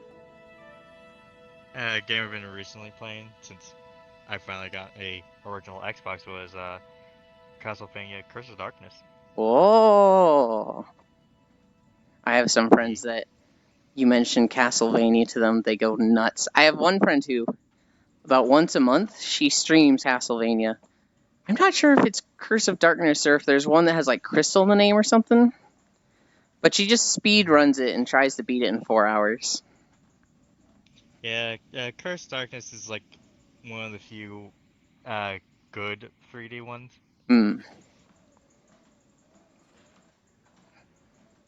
Risk of Rain Returns is just Risk of Rain 1, but improved. It does add some stuff. But yes, for the most part, it is just Risk of Rain 1. Cosmetic nodders in a social game. Look, you can make your character look just fine without spending any Meseta on it. You're gonna be cooler if you spend Meseta on making your character look better, okay? You're just going to. If you look at the neat stuff of my Discord, my character is fucking hot, and that's because I spent... Well, actually, I only spent like 300,000 on that. Here's another thing. The people that play PSO2, they all like anime and play as girl characters.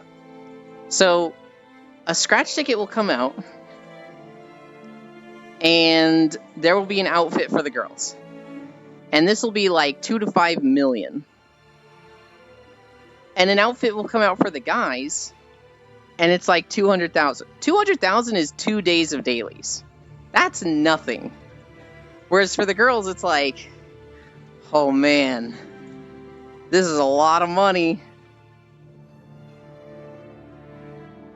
300,000. Like 1 to 2 months of fuck. I mean, so if you were just doing dailies, that would be 1 to 2 months.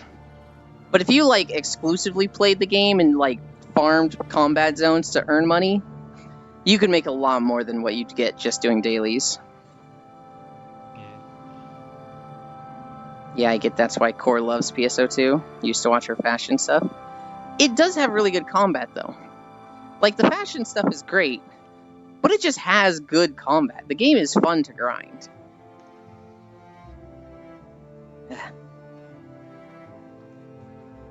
We came here, Frosty, because I opened up my worlds and it was like, Banjo-Tooie has been updated. And it had the Witchy World logo for the thumbnail of the world, and I was just like, oh fuck, we gotta go to Witchy World! Terra also has good combat, okay fashion. I love Terra fashion. I kind of wish they had more options for, like, ladies in full armor. Same for the guys. But, like, Tara went really, really hard on the whole, you're gonna look like a whore and wear an armorkini. And it was great. And everyone was like, this is so prejudiced against women. This objectifies them. This is absolutely deplorable. And it's like, okay, but shut up. Because all the guys are in Speedos and, like, open shirts. So, it's on both sides. And it was fucking fantastic. Kinda have to grind hella hard for it. Poggers Witchy World. Yeah. I get my girl stuff cheap because I don't want to look like a slut. Well, here's the thing, Lost One. Some of the girl stuff that's not slutty is really expensive. They did a crossover with Overlord. And the Albedo armor was like 10 million Meseta, which is like, oh my god. You leave my slutty demon voice alone. Hi, Glenn. Tara was fucking... They went so hard on making the girls slutty, but they just did it to the guys also. And it kind of shut down any argument that Tara was objectifying women. Because, like, no, we're objectifying everybody equally. Sadly, no sexy cast iron pans for the pansexuals. You could do that in PSO, Pixel. You could be a sexy cast iron pan.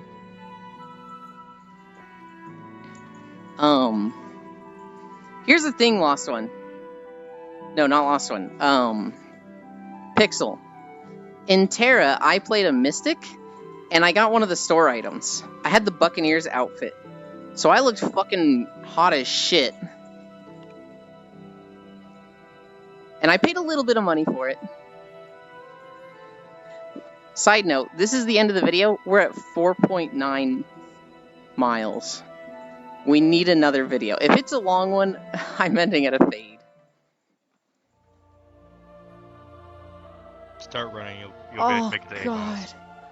It's Drustvar with no fade. God damn it. Why did I make videos like this originally? Oh, I hate this. We're going to 6 miles. No, we might be 7 miles. Oh, God damn it. And I will walk with 500 No. legs, and I will walk with 500. Cause I'm a millipede with 1,000 legs, and I can't afford shoes no more.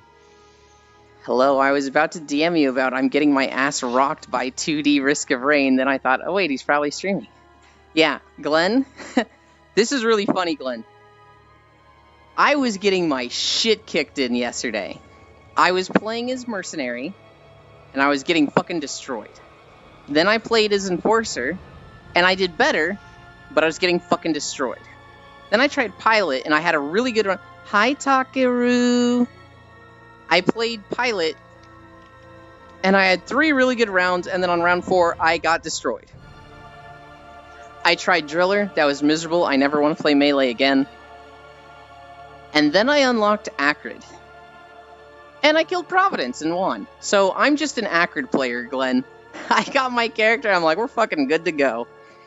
I will tell you right now, Glenn, if you try Enforcer, get fucking medic drones.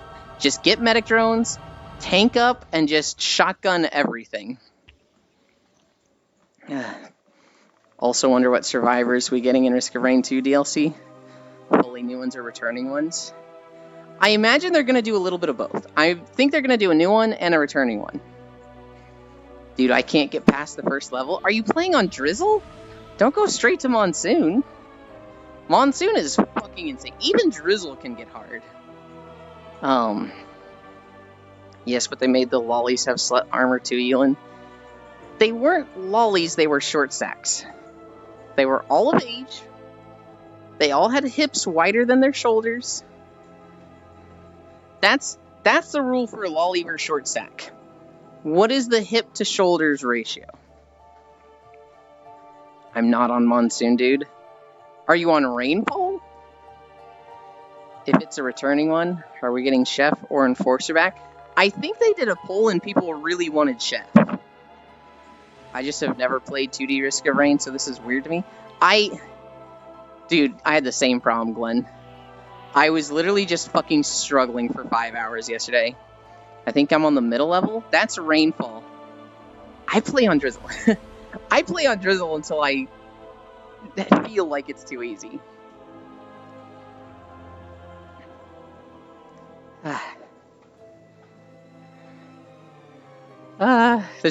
There was like 3 weeks, Frosty, of no games to play, and now suddenly there's too many games to play. Suddenly there's Risk of Rain Returns.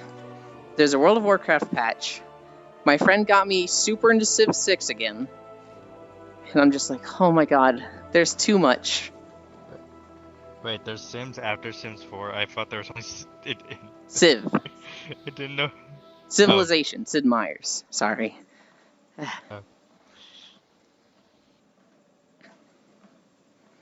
I didn't realize I could scroll the menu, so I'm on Rainstorm. Played Drizzle for a bit, Glenn. A big part of it was like me feeling like I need to understand this character and understand all the uses of their abilities. Because with Acrid, it plays just like Acrid in Risk of Rain 2. You poison and run. So we got Sniper and New Void Fiend from the poll.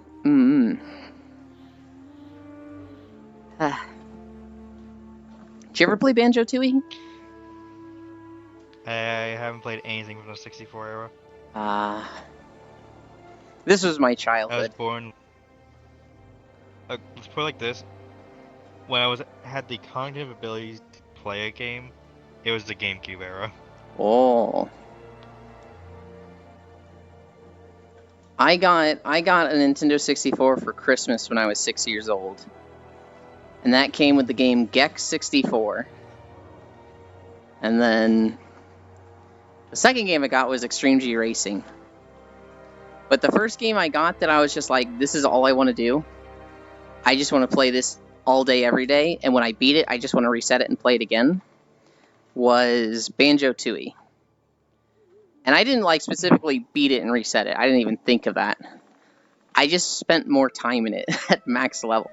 So like I 100% this game. And then I just started like solo role-playing in it. So like the 5th or 6th level, there's a factory level. And it's run by like the witch that's the villain in this game. And she has a bunch of factory workers in it. And I was just like... You know the characters Banjo-Kazooie, the bear and the bird on his back. You could transform the bird into a dragon, and then you could separate them within a level. And so I would separate them, so I was just running around as Kazooie, and I had her transformed as a dragon, and I would like solo RP that I was like some creature, like a fucking alien from Alien vs. Predator, hunting the workers of this factory. This was like 9-year-old Euland. And I would just do that for hours. Because there was nothing left to do in the game. I'd 100%ed it. And the thought of like doing it all again, but faster, never occurred to me. Yeah. But nowadays, let's say, like, oh, I beat this game. But what if I try doing it faster? Uh-huh. Turning with WASD to shoot someone who's throwing me off? I 100% agree, Glenn. Or the other side people go to. How far can I develop masochism today? Do you know who, I think their name is Let's Game It Out? I'm not entirely sure that's their name. There's a YouTube channel where they just try to break every game. And so they'll play things like Raft and just be like, how long can I make a raft? And they'll make it as long as possible. Everyone knows Josh? His name's Josh? Okay, yeah. Let's Game It Out. He did this in Raft. He did it in Subnautica, where he tried to make like the longest base possible. He's got a lot of Satisfactory videos, which are just fucking... Holy... 9-year-old Euland was so dumb and so cute. Heck, you lost one. I still have Banjo-Tooie, Takaru. I think I sold Banjo-Kazooie. I never beat Banjo-Kazooie. I played a shit ton of Banjo-Tooie, and then I went back to Banjo-Kazooie just to say I've beaten it. But, like, to me, it was just like, oh, Banjo-Tooie's better. So I'm only playing Kazooie to beat it. Wow. And then I couldn't beat the quiz, and so I just never beat it.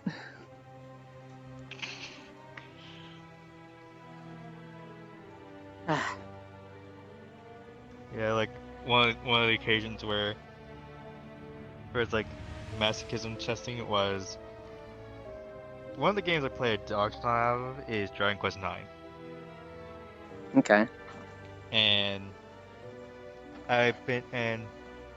over the years I've gotten consistent enough with it, and I've been able to beat it in a solo flavor where I'm not allowed to have any other party members since that's the thing. Mm-hmm. Hi, Proxy. I decided to do something that sounded fun, but over the course of 300 hours, I have realized was a terrible mistake. Uh-oh. Solo spell only. Oh my god. Now, of course, like, I'm using a rule set from a server I'm in where the run doesn't start until you unlock your first spell. Mm-hmm. So, and like, I was like, alright, I'll unlock the first spell and then go fight the first boss, which is my usual thing where I just get to level 8, use crack 3 times on the boss, and get to the next area. Here's where the fun part started. Mm-hmm. So, in order to beat the next boss, now, the second boss is Hi, Akashua. literally the thing that's supposed to tell you, hey, you need party members to beat this game because the jump between the bosses, there's basically no distance between them besides just a couple of cutscenes inside the next town, and then you can go fight the next boss. The next boss goes from 96 hit points to 296 hit points. Oh my god. That's a jump. And it has a shit ton of defense, and is resistant to ice. The first spell you get is Ice Element. Huh. So That's tragic. So there's one of two options. Mm-hmm. I could do the slow way, which is level up to phase 6 in order to have enough MP to kill the boss, or go grind 1 out of 128 chances, or 1 out of 64 chances if I feel like getting paralyzed every single time, for mana restores, and I need at least 2 for him, and then I need 2 more for the next boss, and then 3 for the boss after that, and then I'm fine since I finally unlocked the ability to buy magic water. So after I beat the next. So this pretty much confirms that you're a masochist then. Yeah. Mm-hmm. But to be fair, the start of the game wasn't that bad, since it's just, instead of grinding up to level 16 and then going to fight the first 2 bosses and then gain 21 and fight the next one, Mm-hmm. it's just grind up to like 22 while fighting fire spirits and lunatics for hopes of magic water, and then go fight the bosses and hope to God I have enough mana. And also I have to save beforehand so that if I use magic water, I would have to turn off the game, and so I don't have to re-grind for magic water. This message in chat. Plap, plap, plap, plap. Get corrected, you subby bottom Euland. Yes, hi, Akashua. Okay, Drizzle is better. I just beat Mountained Magma Worm. Yeah, play on Drizzle for a bit until you just feel confident. Because, oh my god. Yeah. Risk of Rain difficulty is not the same as Risk of Rain 2 difficulty. Risk of Rain Drizzle is like Rainfall for 2. And then Rainfall Risk of Rain is Monsoon. It is... The difficulty is quite different. It's a lot harder in Returns. Yeah. But like after getting past the 4th boss is actually not that bad, since now you can buy magic water and due to how many enemies you have to kill. I'm pretty sure money won't be a problem. And I just need to beat the next boss, and then I unlock the ability to change my class to an actual spellcaster. How many bosses have you killed so far? Once you unlock the classes, that will be the 5th boss. Well, no, I mean, like, how many bosses have you killed? You're planning it out, but you've killed one boss so far, or? Oh, no, I've already done this. Oh, okay. I have the entire playlist of every single boss on my channel. Okay. And the one with the most views is the one where I have a fucking mental breakdown after I beat it. Hell yeah. 13 views. Anyway. But yeah. Once I unlock the actual spellcaster, new problems arise. For once, but it's not due to mana. Because now I have access to not only mana restore items, but also MP regen via the staff weapon. Where if you have it equipped, not only do you get a plus 100 to your MP cap, but you also have constant regenerating mana. That's based off your level, I believe, if I remember correctly. And then I also have a skill that boosts my mana regen even more. Did you ever play Final Fantasy Tactics Advance? Nope. Okay. I only played like 2 Final Fantasy games. Okay. You reminded me, because you said staff that restores mana, and just staffs that have special effects remind me of the worst mistake I've ever made in a game like this.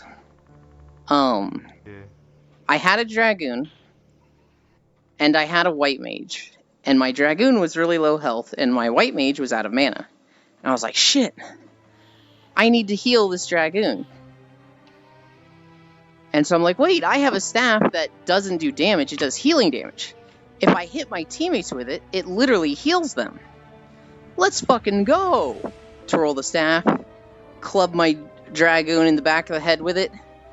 I had just upgraded the staff and killed him. I did not have the healing staff equipped. I just fucking literally beat him over the head and killed him with it. I was like, oh fuck, I'm an idiot. The next day, I equip the healing staff, and I get in the exact same situation. And I'm like, okay, he's low, I'm out of mana, but I know for certain I've got the healing staff. In fact, I can check my status, and I can see I've got the healing staff on. Mr. Dragoon, get healed. And I heal him for like 17 damage. However, it is still a melee attack. And this Dragoon has Bone Crusher counterattack on.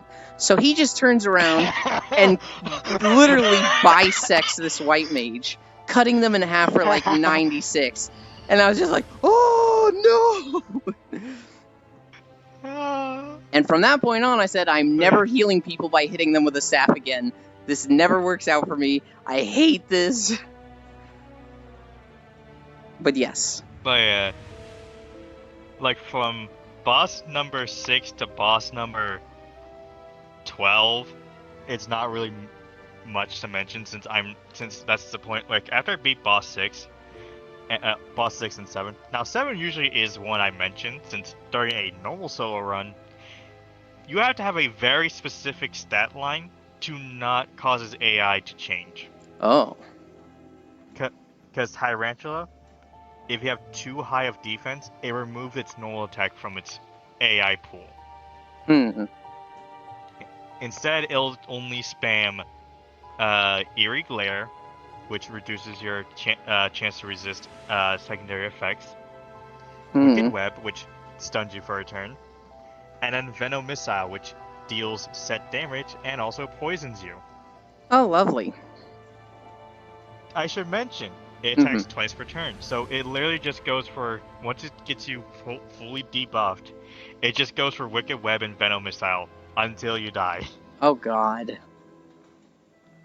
But if you have low enough defense and spent 8 hours grinding for a Life Bracer, which heals you for 25 HP at the end of every turn, which is very useful. In fact, I use that for the entire game for both runs. You can not only do the fact you have low enough defense for him to use normal attacks, But if he goes for the Wicked Web Venom Missile combo, you can usually last long enough for him to fuck up eventually. Oh, hell yeah. But during the Mage run, he didn't last very long since he's actually weak to fire, and I just unlocked Tier 2 Fire Spell, which was doing like 200 damage to him, killing him in 6 turns. Good lord. Fitting Yeah. that the spider is weak to fire, though. Yeah. I'm thinking It's about very it. cathartic. I'm thinking about it as like, is there ever a game I've tried to speedrun? Typically I try to play a game once, and then like if it's a single player game, I don't play it again. Sometimes I'll play it again, but I do it in like a solo RP thing. So like Breath of the Wild, I played that 5 times. The first time I played it was just to play through it and experience it, you know, with going to whatever catches my eye. The second time, I had just like not finished the first run, so I just reset and was doing the same thing. I was just, you know, anything that catches my eye, I'm gonna go do. The third time, I did a no teleport run. And so this is where I just got a horse, and I just didn't teleport once. But I didn't beat it, because I would play like 100 hours and then just like lose interest and get interested in other things and not play for a few weeks. Fourth time I did the same thing. Got a horse, no teleports. And then the fifth time I was like, I literally haven't beat this fucking game. I need to beat it. So I set it to master mode. And I had a guide up, and my goal was do all shrines and beat Ganon. And so I just went from shrine to shrine, but anytime I've replayed a game, it's with a very specific goal and never to like speedrun it or do better than the first time I played it. If I replay it, it has to be like co-op, or there's like just I'm really itching to play it. Oh, Koroks, fuck no. One of the best things I learned about Risk of Rain 2's console update is that drones don't ram you anymore, thus making them useful again. What angle you at? Hi, Kayla. We're at 0 right now. It has been a nice, easy day. How much time do we have on the video? We have 34 minutes left of this video. That's not okay. Wait, drones were useful? I'll tell you what, Gale. They are crazy fucking useful in Risk of Rain Returns. Oh my god, drones are the best thing ever in Risk of Rain Returns. They're garbage I'll be back. in 2. Okay. They're garbage in 2. And they could be really good. But in Risk of Rain 1, I mean, for one, they're like just as much damage as you. So if you get like a laser, missile, or gun drone, they're fucking good. If you get a healing drone, that shit just keeps you... That's like the best healing item you can get early game. In Risk of Rain 2, drones were good if you were captain with spare parts. Yeah. In Risk of Rain 1, the other thing that makes drones really good is that you will get combiners and recyclers. And so a recycler will literally take a drone and turn it into an item. So if you have like 5 drones, if you find a recycler, that's 5 items. Hi, Lamb. What angle you at? That's not okay. It's okay for me to have easy days now and then, Kayla. I don't need to sweat my nuts off every day.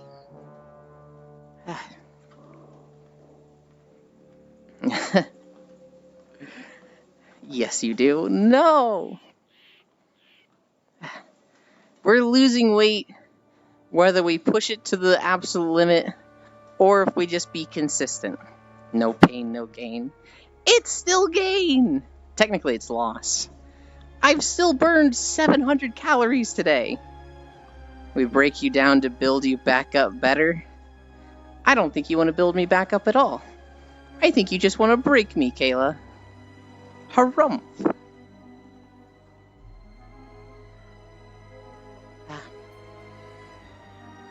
Nuts? As a femboy, they are referred to as plumzealin. I did not know this. I don't know how I feel about that.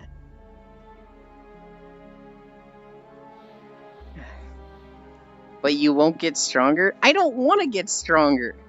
I want to get thinner.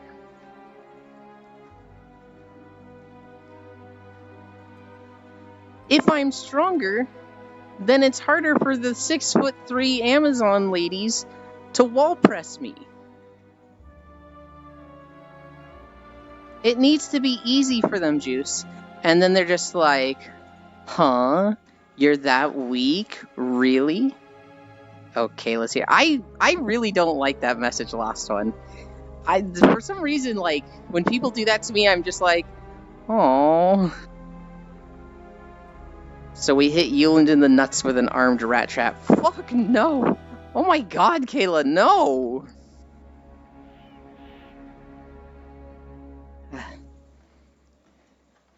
Lost One's been here the whole time. I'm pretty sure he's just at work, so he's just listening.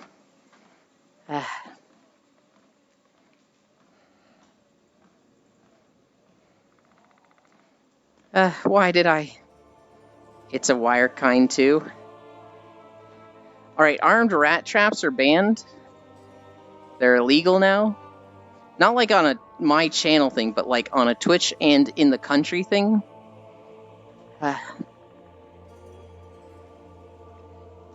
Why did I make this video as long as possible with no cuts? What was I thinking? Armed rat traps? That's what they're saying. Tie Yuland to a chair and do the Nutcracker scene from James Bond. No! Look, Kayla, Akashua, if you two are into that, go nuts. Oh, Yuland's here. Fuck you, Lost One. I am not a masochist. We joke about it a lot. I literally have no pain tolerance. I would take one hit from anything and start crying and, like, throw out the safe word and beg you to stop. Let's get a power drill. Heck you. Heck you, skip the trap. Use the rat on him instead. What the fuck?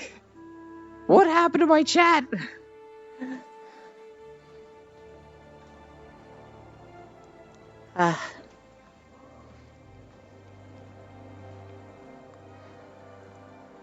Takaru, save me!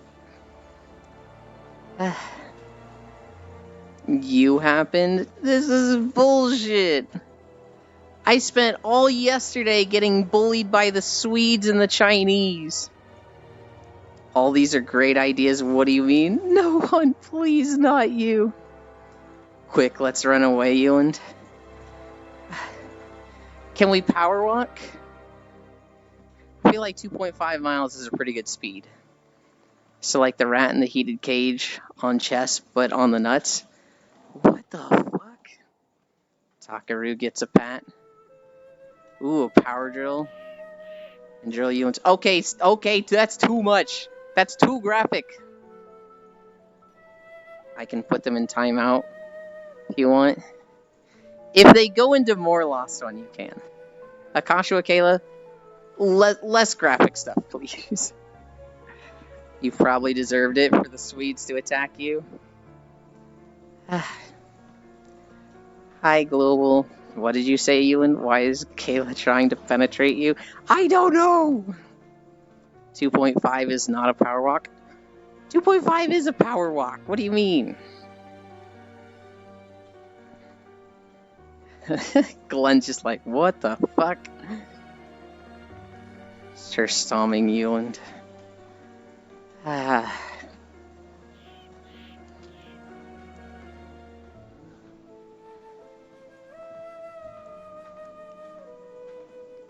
Here's what happened, Gale. I was being aggressive with my settlers. I was leaving myself open. Okay, I'll just demolish your pussy with a 2-foot horse trap. I guess that is less graphic.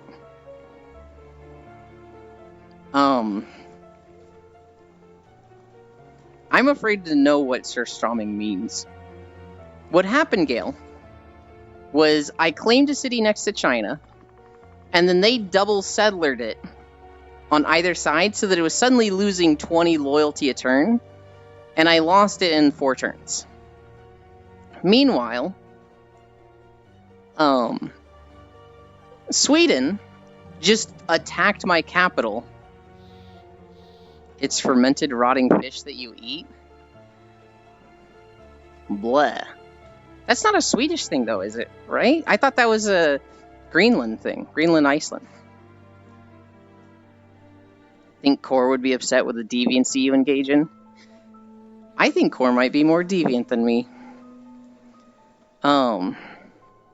It is Swedish?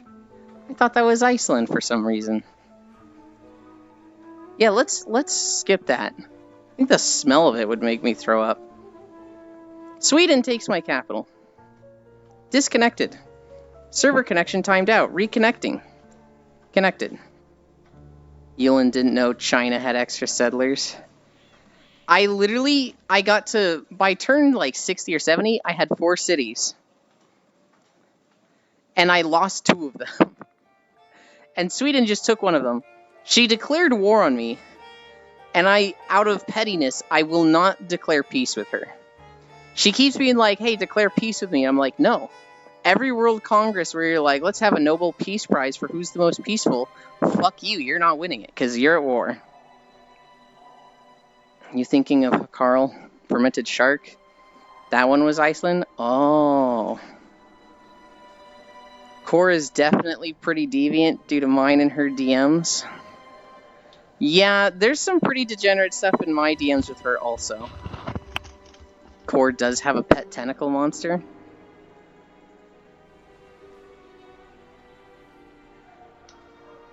Shark is Iceland, herring is Swedish. Noted. I don't know. I'm definitely more of an exhibitionist than Core is. I definitely like people seeing me, whereas she doesn't. She doesn't like the real world at all. She wants to see cute anime stuff. And so, like, typically she doesn't want to see the real version of people. Welcome back. I'm back from a possible break-in scare, and I come back to exhibitionist. Yeah. Mm-hmm. You didn't know that about me? Not really. I like being seen naked. It's very fun.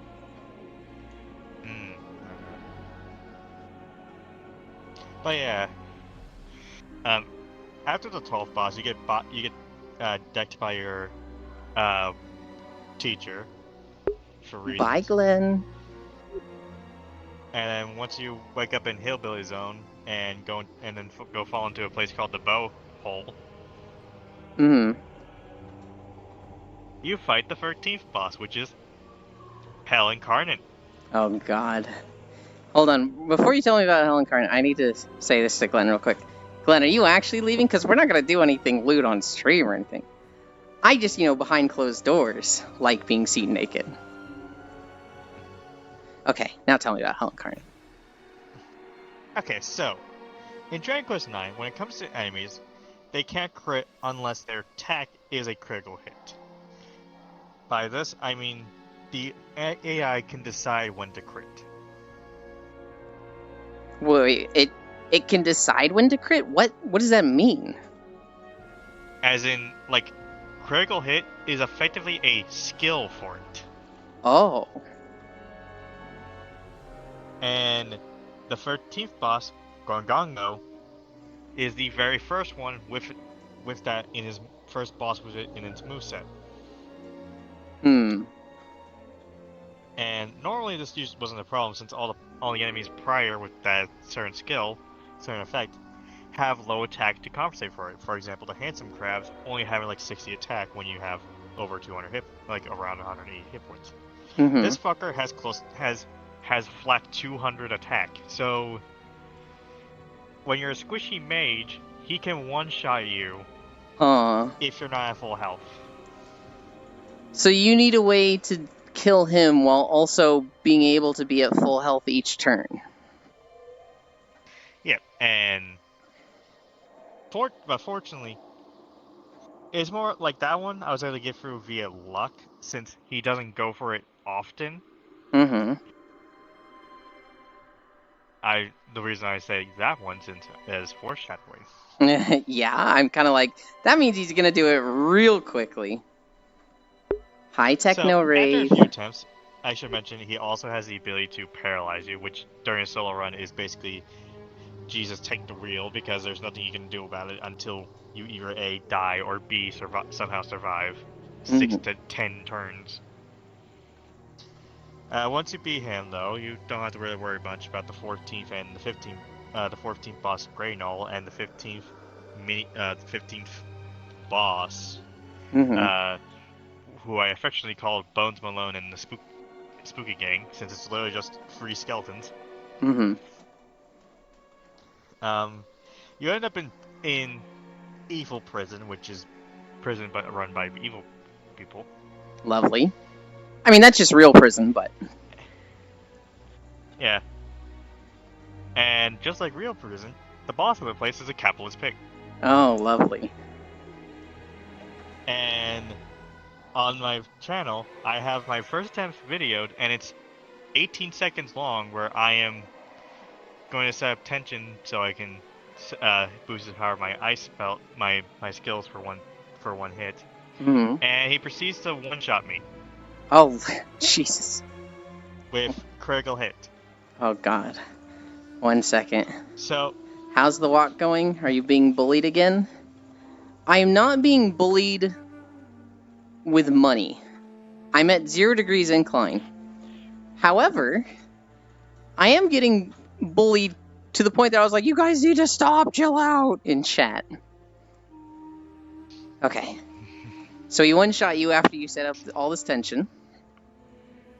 like, on the first turn he killed me, so I had to figure out something.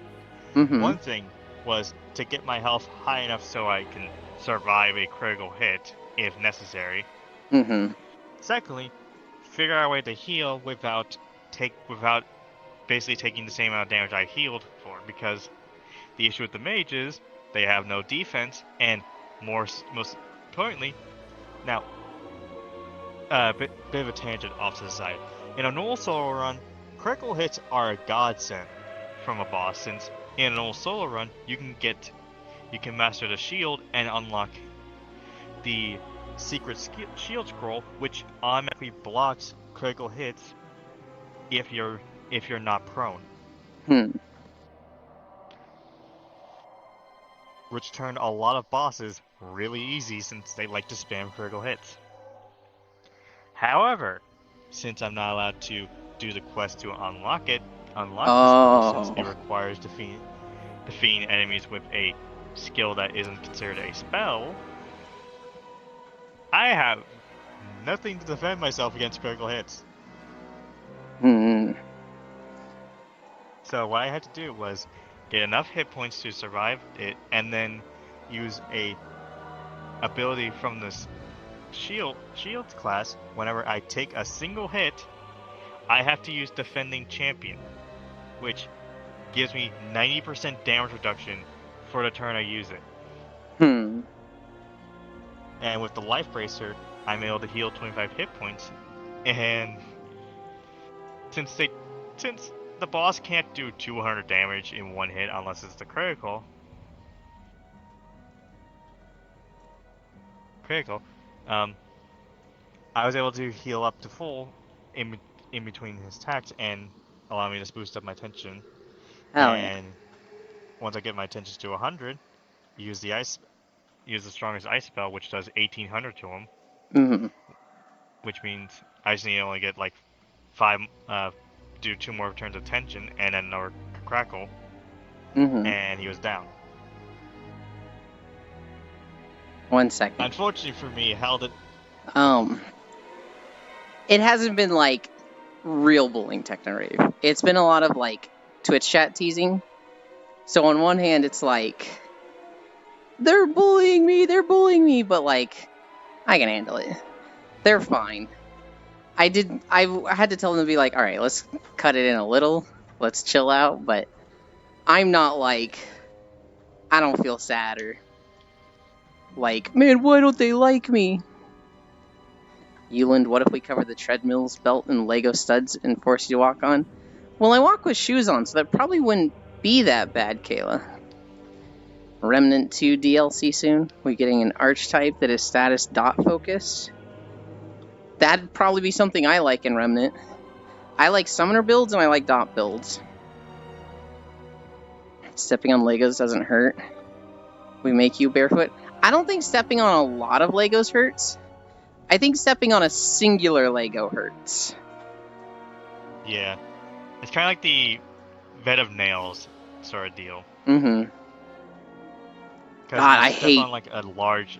I hate seeing videos of the bed of nails where it's like it's just so spiky and painful looking, and it looks like any one of them is just gonna fucking chunk into their skin, and then they sit up and they're fine. She's like, oh, I hate that. I hate that so much.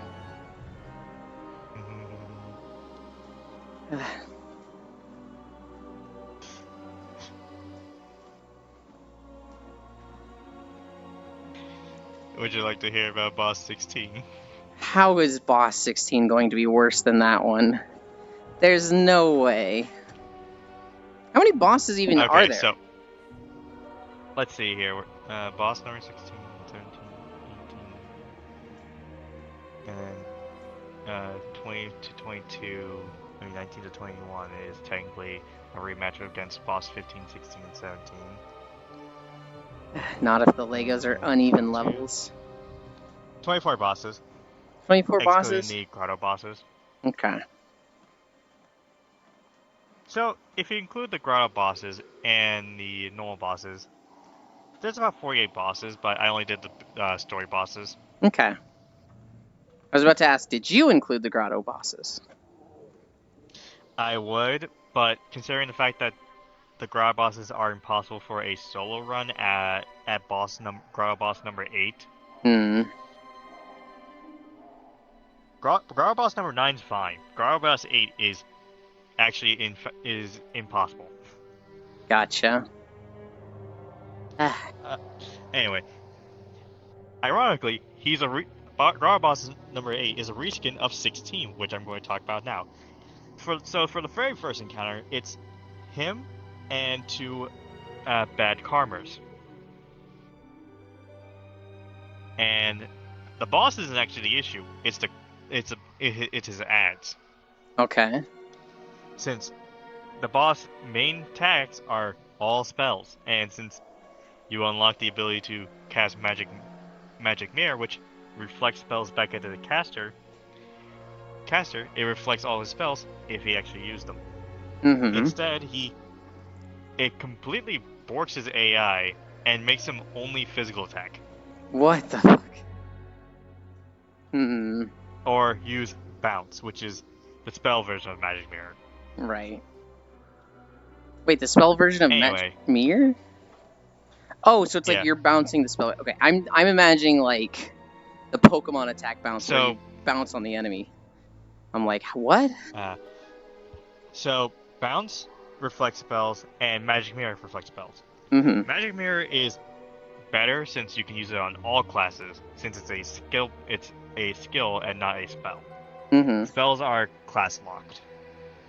Anyway, now the issue is just killing the armors without dying, since they hit hard and can decrease your defense with Helm Splitter. Mm-hmm. But once you kill them, it becomes a game of chicken where you both have magic mirror up, but neither you can attack each other since you can't really. So you just have max tension here, waiting for him to, because like how his bounce works is he can lose bounce in between of his turns since he attacks twice per turn, and on his second turn he can set it up. You're waiting for the chance where his second turn is when bounce deactivates. That's annoying. Yes. And it's basically just 30 minutes of me having a stare contest with a fucking owl. And then when I finally have a chance to hit him, it doesn't kill him, so we're doing another 10 minutes of staring at each other until he fucking until the scenario happens again. You'll love to see it. Yeah. You said this was Dragon Quest IX? Yep. Mm-hmm. Dragon Quest IX, Sentinels of the Starry Skies. I never played the Dragon Quest games. I played all the Tales games. I played Tales of Symphonia on the GameCube. And then I tried to play some of the Final Fantasies. I tried to play Final Fantasy 7 and 10 too. I didn't get very far in either of them. But Tales of Symphonia I beat, and I became like a lifelong fan of the series. And so I played Abyss, Vesperia, Graces F, Xillia. I skipped Xillia too. Zestiria, Berseria, and Arise are all the Tales games I've played. I imagine it's a lot easier to do a solo character run in those, because it's just like, it plays a little bit like Devil May Cry with combos. Yeah, it's not. And so it's like, Yeah, it's not turn-based. it's not turn-based, and if the boss is doing an attack, if you can counter it or dodge it, you can deal with, damage things like that crit guy or the Speller Flick person a lot easier. Anyway, before we fight boss 17, we go into the grottos. Mm-hmm. Because inside the dungeon with the 17th boss, there's a book that activates a side quest to unlock a new class, and it's actually the only class that I can unlock in the entire fucking playthrough, besides the default classes. Hmm. And it requires me to kill 2 Great Trolls with Frizz. Problem: Great Trolls only spawn in 2 locations. Oh boy. High-level grottos, or the final dungeon in the game. So grottos it is. Yep. I need to... And this required... 1 second. I should find some acupuncture ASMR and send it to Euland. Please don't. I don't like acupuncture. And I actually don't like ASMR. I don't have any problem with these. I just they won't do anything for me. Or we just hand Euland over to a tentacle monster. I'm down for this. I'm just going to give Euland some chicky nuggies. I am also down for this. Okay. Great Trolls in the grotto. Alright, so... in order to get to Great Trolls in the grotto, I have to get a level 70 or higher dungeon that has the ruined tile set. Mm-hmm. Which is kind of difficult to do when it's really difficult to level up. Mm-hmm. But anyway, after I got to level 70, all it meant now was I had to go level up the grottos really high so I can actually get one. Which required me to repeatedly beat grottos. This ended up me having to fight grotto bosses 1 through 6. And I ran into the 7th one, but we don't talk about that one. I have a video titled "When You Bring a Wand to a Club Fight." Oh boy. And it's 20 seconds long. I think I see how that went. I went for tension, and he proceeded to do 500 damage on a single swing. Oh my god. That's more than the crit guy. Yeah, and I should mention that was his normal attack. He didn't even crit, he just hits for 500? Yeah. Lovely. I think it was 200, but he attacks twice per turn, so it was effectively 500. Right. Anyway, so the first boss of the grottos isn't too bad. He has the same stat lines as Gorgongo, except he casts debuffs constantly. Oh well, kill him, since he doesn't take that long to fight, since I am 40 levels above where I usually fight him. Mm-hmm. Nenmi, which is the second one, isn't that bad. He just uses attack that's slightly stronger than normal attack, and then fire breath. Mm-hmm. And then if you try using any buffs at all, he disruptive waves. Oh. Which removes all your buffs. Lovely. Yep.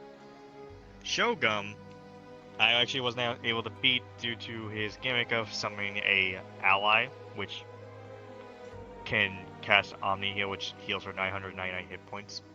Lovely. And without the ability to buff, since he also has Disruptive Wave, I had no way to kill him, since I couldn't kill his ad fast enough. Hmm. Maybe Boss if he number like was 4. limited to ads in fight, but I imagine it was just they'll just keep coming. He only summons one at a time. Issue Mhm. is if the one at Gad gets a heal off, well, that's Well, 1,000 hit points back. so even if it heals 1,000 hit points, is the ad healing itself and the boss, or just the boss? Yes. Both. Oh, so you literally can't kill the Yeah. ad through its own self healing. Okay, that sucks. Yeah. Anyway, grab boss number 4, Hmm. Tantruminator. Oh god. This fight is Suffering Incarnate. It is a 30-minute long fight where he can do on average 200 damage with his normal attacks, Hmm. which is just enough for me to heal 5 hit points per turn. So, and just to be clear, not every boss is Suffering Incarnate. This is just a solo character run through, right? Yeah, like a solo spell only run through. So, I like, specify. if you were Spell- doing like the a spell solo only- warrior, it'd be easier. If I was doing solo, it would be so much easier since I have access to every single class that doesn't have spells, access to the ability to be immune to crits, the ability to like a lot of shit. I'll have access to a Okay. lot more stuff. Okay.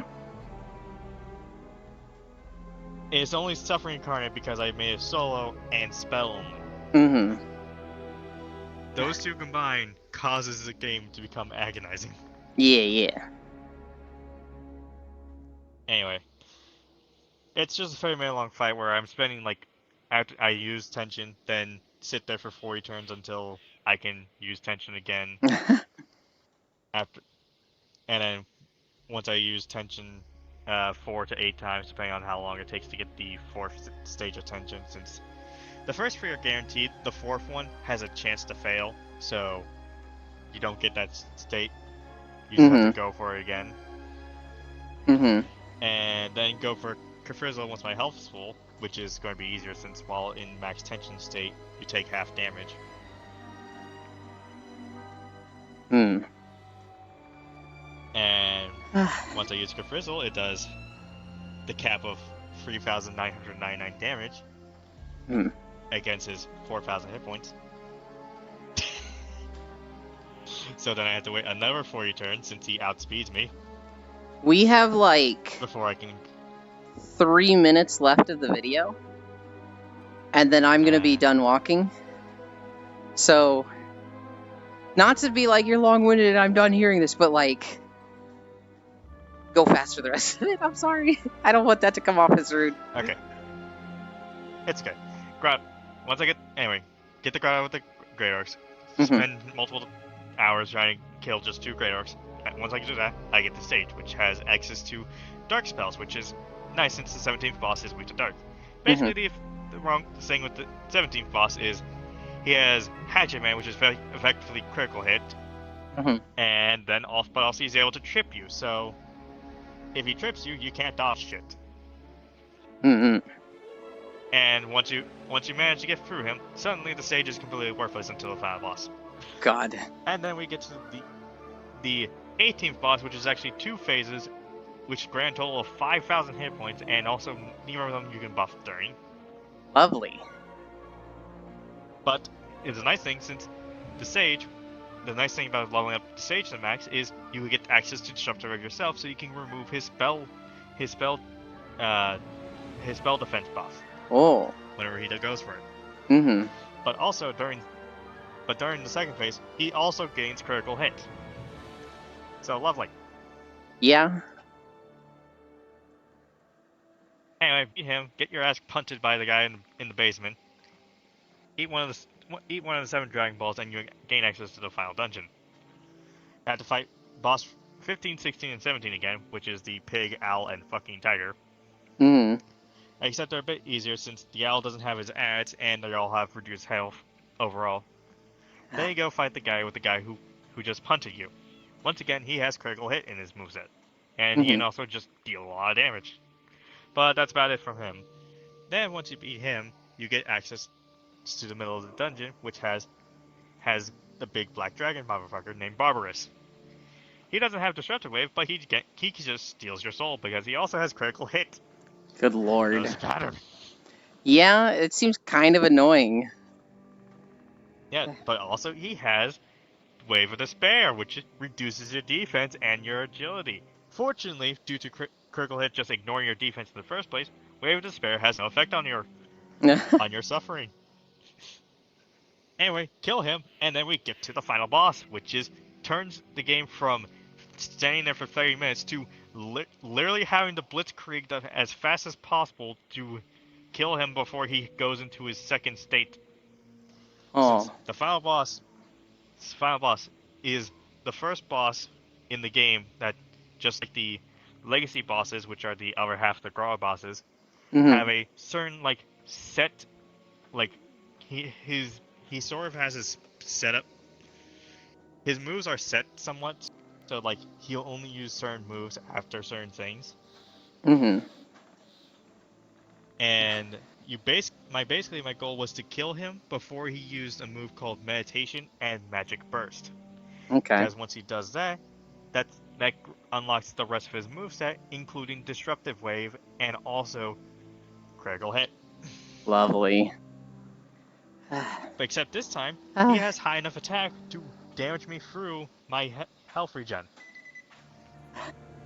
So I had to kill him before that, and this is where the sage comes in, where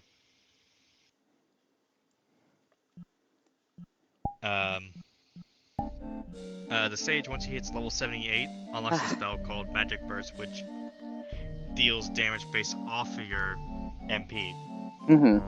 But uses up all your MP. Fortunately, while I was grinding up levels, I got an Elfin Elixir. Oh, move over here. Your butt's in the camera.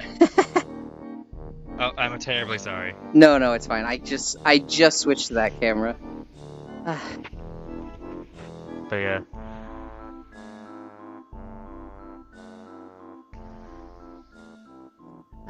And basically all I had to do was get to 100 attention as fast as possible and activate Magic Burst, then use Elfin Elixir, get to 50 tension, and then finish him off.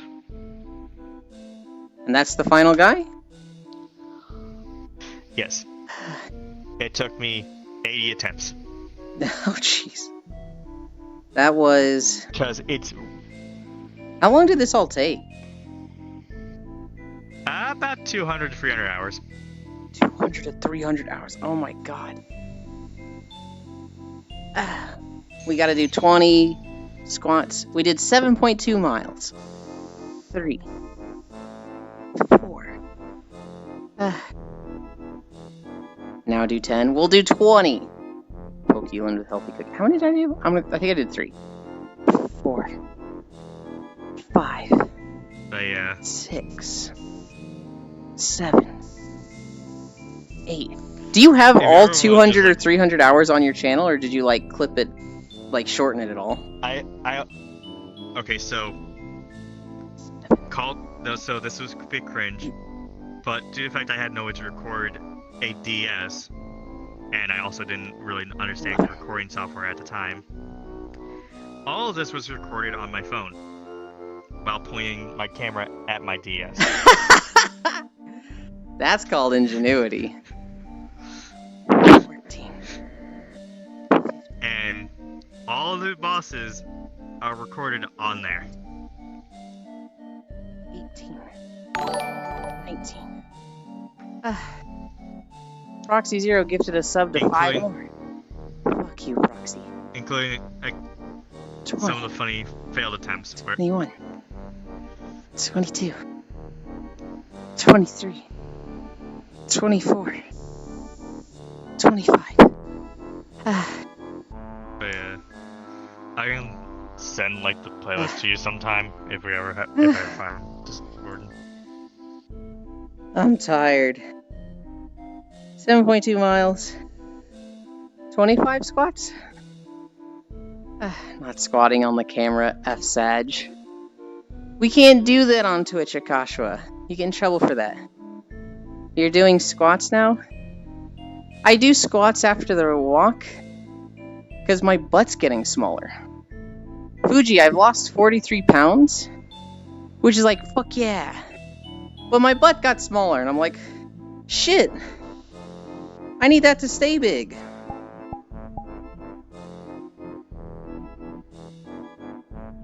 I need to do my trackers.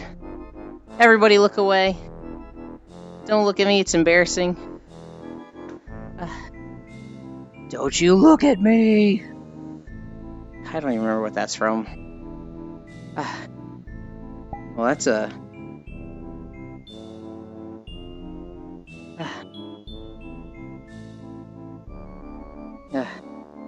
You can do it for so long as you're not naked or in a bikini. No, you're specifically not allowed to make the focus of the stream sexual stuff. And so if I was squatting on the camera, there's cause to be like, oh, the focus is sexual. You're in trouble. Worlds. Chatting. I also have one video for a fight against a common enemy because I needed proof to make sure that, like, to show proof that I didn't use a melee attack during the entire run. We're going in this portal. In order to... Okay. And then, yeah. Booty cam is banned. Yeah. Yeah. It'd be fun if it wasn't. But booty cam is banned.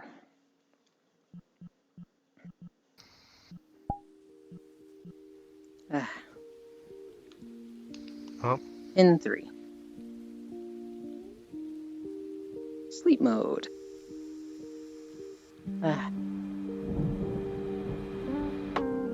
Oh, it's loud.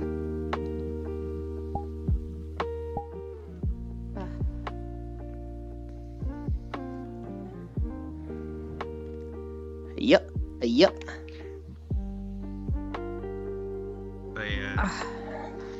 The Wingster was like the one thing I could kill with the Sage without his spell, since I could use Magic Mirror to bounce its Prison back at it.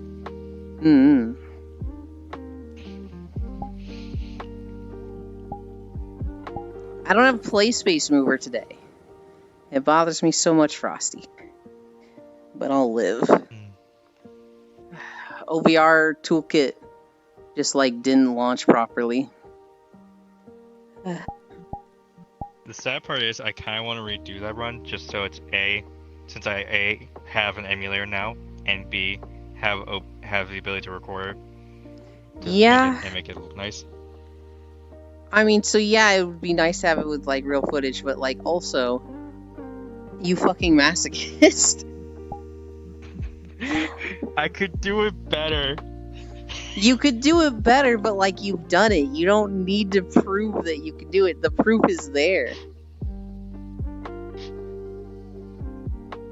Then we need a Fansly stream for lewd Yulin stuff. Akashua, that's what we call Blue Twitch. And January. I love this world. I also love this world, Fuji. Anything by Wispy Woo, I fucking adore. Yulin is so cute. Kisses Yulin passionately. Oh my god, you can't do that on stream. Hi, Freya. Hi, Bits. Bits, you're late. You weren't there at the start of stream to make sure that I was there at the start of stream. You're late. Hope you had a good walk today. Freya, you're not late. Bits is the only one that is expected to be here on time. We did 7.2 miles, Freya. I was there, I just didn't say anything.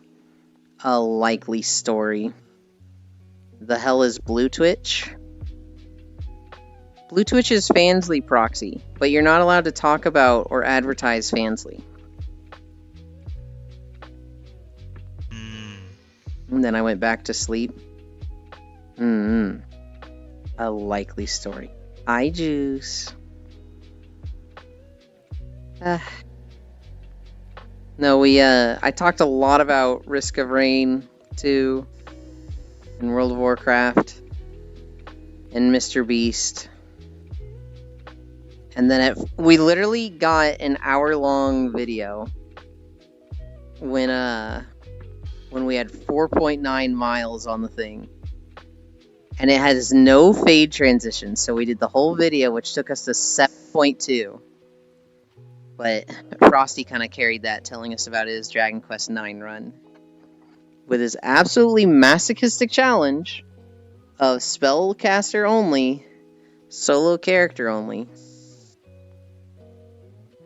Risk of Rain 2 DLC finally came out on Xbox, so happy. Yeah, Survivors of the Void is really fun. I love a lot of the new items. I had a run a while ago where I was playing Acrid and I had 2 Light Flux Pauldrons, which is my favorite item in the game. 2 Light Flux Pauldrons is like, you have no attack speed. But Acrid's 4 and his Leap aren't affected by attack speed. And so you get his 4 with just 0 cooldown and you just shoot it at the ground and poison everything. It's incredible. And then you get that with Plasma Shrimps and it's just like, this is fucking busted. Because you hit the ground, this jumps to poison something, you hit him with Plasma Shrimp. That splits into 2 things, and those 2 things get poisoned. Each of those get hit with Plasma Shrimp. Each of those split into 2 things and poison something. All 4 of those get hit with Plasma Shrimp. Plasma Shrimp on Acrid with his 4 is fucking bonkers. Acrid with anything on hit? Yeah. I can finally have more than 2 turrets? No. Yeah, you're an engineer gamer then. I see. Proxy is too. And Survivors of the Void is fucking cracked for engineer. But beware the weakening fungus. There is something that can be more masochistic. Why? And I call it more masochistic because I have physically haven't gone past the second boss. And I have given up on it on several occasions. Solo shield only. Oh god. Because the shield gets a move called Block and Spiel, which lets you defend, but also deal half your damage, half your normal attack as damage. Who hurt you? I'm not allowed to talk about that. Oh my god. I haven't grabbed it yet. I'm pretty sure it's against TOS of everything. Oh no.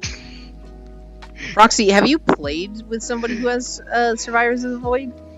Because if you want, we can do a run where you get the 3rd turret as NG.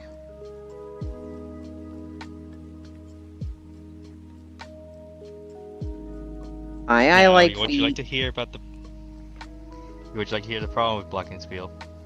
Not today. Maybe another time. Don't worry. I only gone past the first boss ever. Another time. I'm actually super unfamiliar with Dragon Quest. I had this weird rivalry where it was like, because I like Tales, I feel like it's competing with Final Fantasy and Dragon Quest, so I don't like them. I gotta root for my team. And like, only recently have I been like, that's fucking stupid. I should be supporting the genre. And so like, why would I do that? Oh wait, Proxy, are you talking about Survivors of the Void, or are you talking about Risk of Rain Returns? Because I thought you were talking about Risk of Rain, Survivors of the Void, which, came out like 2 years ago. Oh, speaking of Tales, Tales of Arise DLC came out today. I don't know if I'm going to get it. I was actually kind of disappointed in Tales of Arise. It's the first game in a while that I actually platinumed. Oh, That because I liked it, not because I I wanted to never touch the game again. I thought the combat was really, really good. I thought it was like the best combat of a Tales game. I didn't really care for the story. I thought it was kind of mid. And I didn't like any of the characters. I thought all 6 characters were kind of just bad. I really enjoy the story and characters, but like in my case, it's more aligned. I'm a person who doesn't really care about story.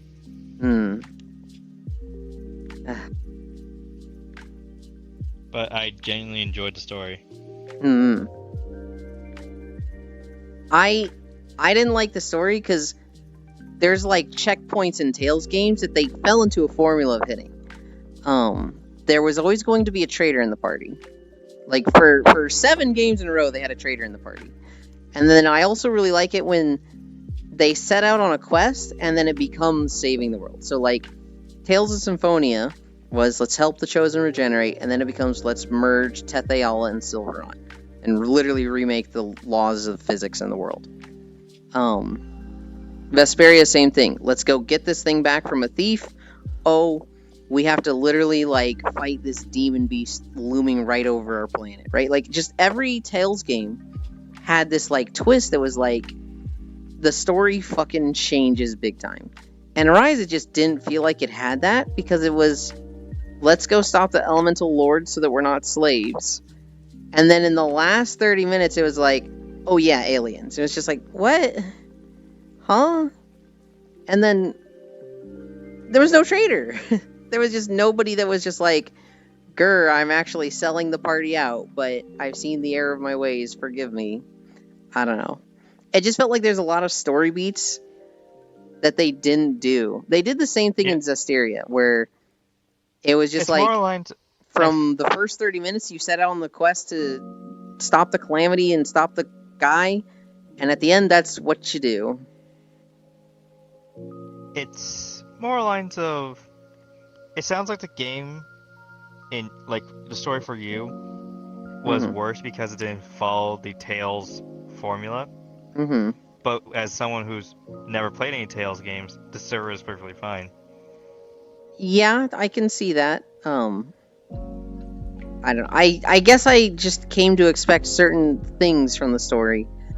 And especially with a JRPG, when the story's going to be like 60 hours, I don't like it when the story is, we're going to set out and do this, and then that's, like, nothing changes. I like it when, I really like seeing that moment of just their world being turned upside down. Of them being like, oh god, we are in way over our heads. This is way bigger than we thought it was going to be.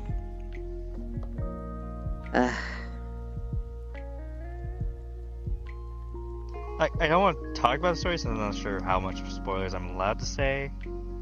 I don't think anybody here is going to, like, go and play Tales from us talking about it. If they are, mute for 5 minutes. Yeah. Like, Tales of Arise did something really well, which was the inner... Hi, Aeon. Like, each Lord's story was built very well. Hi, Jan. And had ties to all the like each one had ties to each character.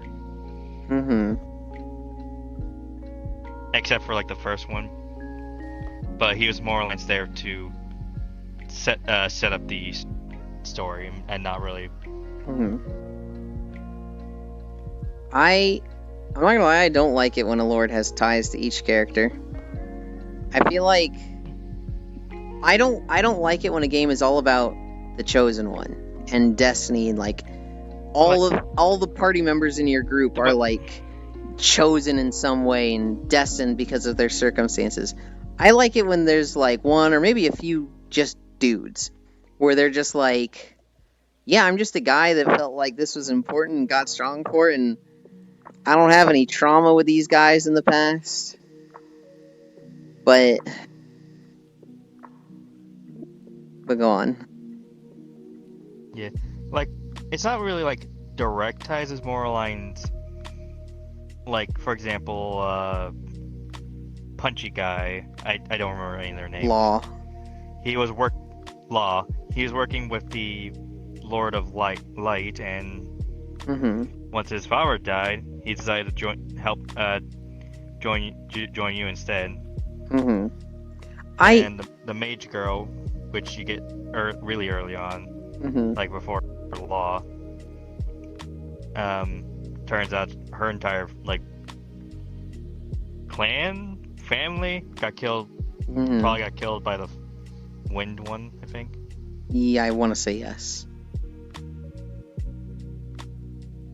Yeah, and it was nice turn of pace where the third lord wasn't actually an asshole. The third lord was actually my favorite character in the game, but he was so cool and elegant, and then he joins you, and it's like, oh, now he's just a goofball that doesn't know how to tie his shoe. Okay. He it's more lines that you get to know the average noble life, where he's just he doesn't know how to cook since everyone else did it for him. He doesn't know how to do anything. He doesn't know. He knows how to fight, and he knows how to do. Faza. Yeah. And also he's my. I never used the two characters you get. I never used him, and I never used his bodyguard at all, except for when I had to do the arena fights with them. Dude, the bodyguard. Until I was. I hate the bodyguard so much. That is the worst character I've ever seen in a Tales game in my eyes, and I hate that people love her. She's alright. She's not offensively bad. She's pretty close to being offensively bad. So, the main character, the one with the mask on. As soon as the first one broke, I found an eye patch to cover his eye back up. That's messed and then up. Once his mask fully broke, I found another eye patch to cover up. Damn it. Yeah, on the opposite eyes. Good lord. So he never got to see the light today. I think I got a samurai outfit set, so all of them were in the samurai costumes. No, here's the thing with the bodyguard character. She's this hot babe model, and everybody in the game, they're constantly like, oh, she's not womanly, she's too buff, she's, not pretty, and she has somewhat of insecurity about her looks.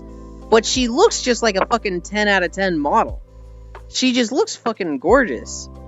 And there's nothing that's tall mommy. There's nothing that's buff bodyguard woman that doesn't care about looks about her. She literally just looks like a model. And then her personality is just oh, I enjoy cooking and cleaning. I enjoy taking care of others and literally doing all their don't do your laundry. I like to do it for you. And I'm just this is just fucking. A guy wrote this character, and this is awful. Okay, I need to catch up on chat. I've been ignoring them a bit.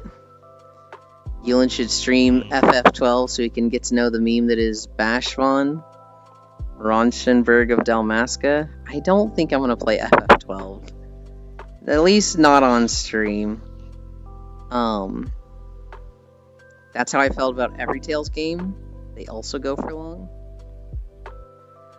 How was the walk? We did 7.2 miles. It was a nice brisk 7.2 miles. We didn't have any incline today, so I got 2 rest days in a row. Not gonna lie, the cutie next to Yulin is super cute and needs het pats. That's Juice. They like to join for the sleeping part. Woke up and being relaxed for now. How was the walk? Not too bad, not too bad. The only cutie I see is Yulin. What? How dare you? Juice is hecka cute. The chosen legendary hero is over. I don't mind the chosen legendary hero, but I hate it when a party of 6 all has some complex traumatic destiny that all led to this moment. I hate when they're from hi Safi. I hate when they're from across the different corners of the globe, and they've all just, because of their specific circumstances, conveniently been driven together to form this super party that saves the world. I like it when it's like there's one guy that's chosen and he kind of brings everybody up with him. Or none of them are. And like, I thought it would have been cool if, so in Tales of Arise, the main character starts at the slave pens in the fire area. And I thought it would have been cool if just like 5 people from there just all stick together and have success against the Lord and just take it against the other lords. I don't need the connection to every lord. It could have just been like the other 4 lords have been like, man, this first lord really fucked up.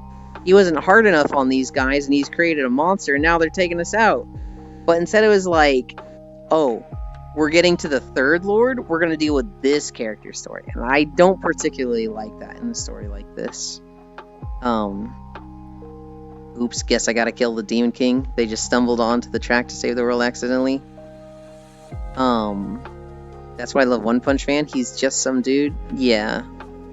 FF13 story is basically the characters stumble upon greatness and power, and then are thrust to fight against the government and the corrupt church. Yeah, I kind of like that. I don't like it when it's like a big reveal that's like, you were connected to the big bad the whole time. It was your father. And it's just like, really? The playable boss character after you beat it and joins you? Yeah, Dohalim. Tales games, L's. Arise is still a good game. I just don't think it's anywhere near the best Tales game. And I think there's much better stories. Combat, Tales of Arise is fucking phenomenal.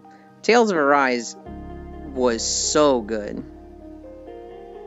Just got home from work and hopefully finished working on a car. I enjoyed the boss rush you get once you've beaten the game. Yeah. You actually do a boss rush against all the lords. I like it if it has a good twist, like a power or something. But that's nice, no fated to be party members. My favorite set of characters was Tales of Vesperia. And my favorite story was Tales of the Abyss. And for a long time, my favorite combat was Tales of Graces. But Tales of Berseria and Tales of Arise both have really good combat. So I'd say Tales of Arise is my favorite combat. Tales of the Abyss is my favorite story by far, though. That one is the main character, who's a noble, gets accidentally teleported across the world. And he's a dick to everybody he meets, and even though he's like behind enemy lines, he's literally in a country that his country is at war with, so he kind of has to shut his mouth about being a noble. And so he's kind of learning like, oh, you know, even though I'm a noble, I'm this great important person that everybody's supposed to be like respecting and bowing before. These people are savages, so I need to like keep my mouth shut. And he learns a little bit of like what it's like to not be a noble. He eventually gets home and he finds out he's a fucking clone. And they're less like, not only is he like been going through a little bit of a learning process, now he's finding out he's just fucking useless as a person. And everybody turns their back on him. And he just gets fucking humbled hardcore. And then the second half of the game is him having insecurity issues and self-worth problems because he's like, I'm just a clone. I'm not even expendable. I'm a burden that provides no value. In fact, the original is hurt by me existing. And so he like constantly puts no value on himself and is trying to like help others. And it's just like, I mean, also like the whole story is that this guy is trying to like remake the world by making clones and killing the originals to like rewrite. It's like their soul song or something. It's been so long since I played it, I'm really hazy on this part. I don't remember the bad guy's motives, but he's trying to replace everybody. And at the end, the main character fights him, and he stays back to like save all of his party members. And they're like, you're not killing yourself, are you? And he's like, no, there's value in my life. I need to live. Even as he's staying back in the explosion. And then like, he does end up surviving, and it's a beautiful end. Tales of the Abyss is that's the story that I'm like, oh, I fucking love this story. Tales of Arise and Tales of Zestiria. There's no twist, there's no like, it's literally just, we have a challenge ahead of us, we go do challenge. We have another challenge ahead of us, we go do challenge. There's some moments where in Tales of Arise where shit gets like, oh god. When they find out all the stuff with God, I don't even remember the main character's name. Alfonso. I thought it was with a D. It's something Al. No, he doesn't have a D in his name. When they find out that he was like a test subject and supposed to be an elemental lord, that was like, oh shit. But like it was really just like okay, moving on anyway. I like if it has a good twist, like a power something. Game where you get to be a dick is nice. Is it FF Nerd my fave character? Is it F13 cast? The story of 12 is my fave. And the gameplay of 15 is my fave. I've struggled with Final Fantasy games in the past. I tried to play 7. I didn't even get to... Shit, what's his name? I want to say it's... Who's the edgy guy with the red cloak? Don't ask me.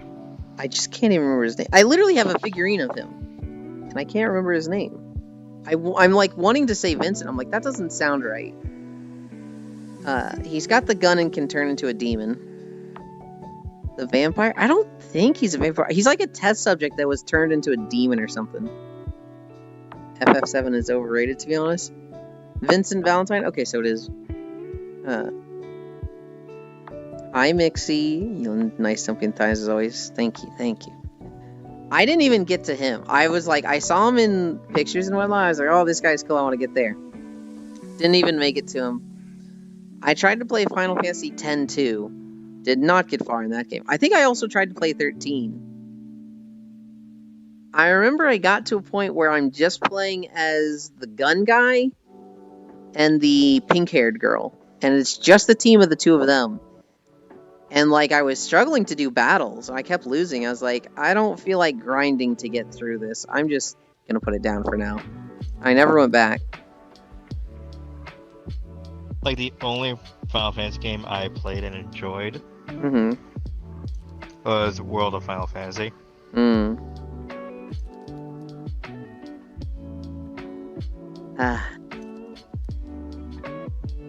Yeah, I don't know. I don't know why, because I should like Final Fantasy games, especially since they're moving more and more away from turn-based.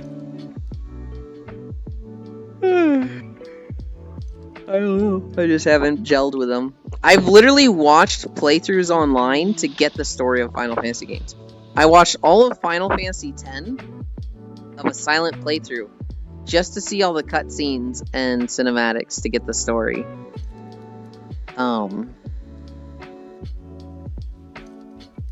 I just had this rivalry in my head where it was like, I'm a Tales fan, so I can't like Final Fantasy or Dragon Quest. But unfortunately, World of Final Fantasy is unplayable on PC since they managed to brick the game with an update.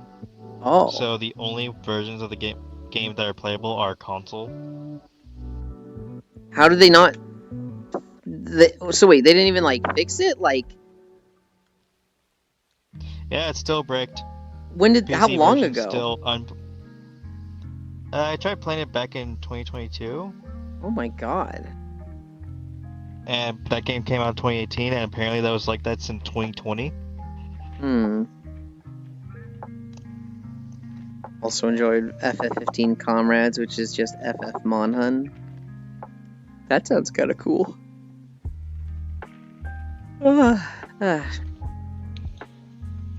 I'm fucking grumpy. I tried doing a Professor Oak challenge in World of Final Fantasy, but I just got bored of it occasionally. What is a Professor Oak challenge? Where it's just basically you collect everything, all the possible creatures before the next boss. Oh, that's a fitting name. Yeah, it was originated from Pokemon, where you had to collect all the possible Pokemon before the next gym. Shit, I did that on my own naturally without even like knowing about the challenge. The only difference is you have to evolve them to, like, you have to get as many Dex entries. So that includes evolving your starter, but like evolving your starter before Brock. That sounds awful. I probably wouldn't take it to that extent, but Yeah. how would you even do that? Because you just, well, I guess you just get super reduced experience, so you just keep fucking killing low levels. In more recent gens where EXP is an issue, they do a pickup squad where you get a bunch of Pokemon that are up to the minimum level for pickup to start getting rare candies, and then you just fight shit until you get enough rare candies. Oh, I see.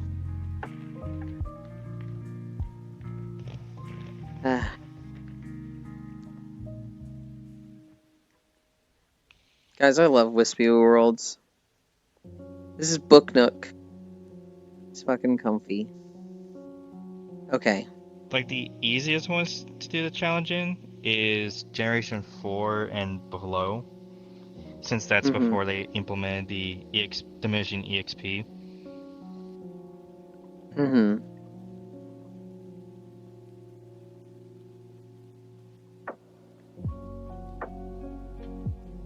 I don't know. The challenge I always impose on myself in Pokemon games, it goes back to that solo RP thing. I used to do type teams, so like every Pokemon on my team had to be a water type, and it was like, you know, it was like the character wanted to be a gym leader and they were starting at level 10 or age 10, level 10. Recently, well, in more recent years, I wanted to do theme teams where it's like all lizards or all dogs. And then Sword and Shield fucking happened and we had Brexit. Or Dexit, not Brexit. Brexit's the real one. Dexit's the Pokemon one. And I hate that shit so much. Like, Sword and Shield also made the type teams more easy to do. They had a good regional deck. So in the past games, the problem was the regional decks was typically like 150 to 200 Pokemon, but you could trade Pokemon from the national deck. So like for when I did all water, I think I had to trade 1 or 2 Pokemon to my Sun playthrough. And so it was doable, and I had the Pokemon Bank and Pokemon Home, so it was, you know, easy enough to do that. In Dexit, or in Sword and Shield, they had like a really big regional deck, so it was really easy to get a team all the Pokemon you wanted. But because it was cut off from all the other games, you couldn't, like, it had to be just from that game. And so I couldn't make a theme team. I couldn't find a team that was like all lizards or all dogs. I really wanted to do all turtles, because they came out with Dreadnought, and that would have been the 6th turtle of all Pokemon. And I was like, let's fucking go. It was going to be Blastoise, Caracosta, Dreadnought, Torkoal, Dreadnought, Torterra, and Avalugg. Avalugg is the least turtle-like, but if you look at them, like, that's a fucking turtle. Literally, out of all of those, the only one missing is fucking Torterra from Sword and Shield, if you have the DLC. And so I didn't do this with the DLC. I never played the DLC, but like, it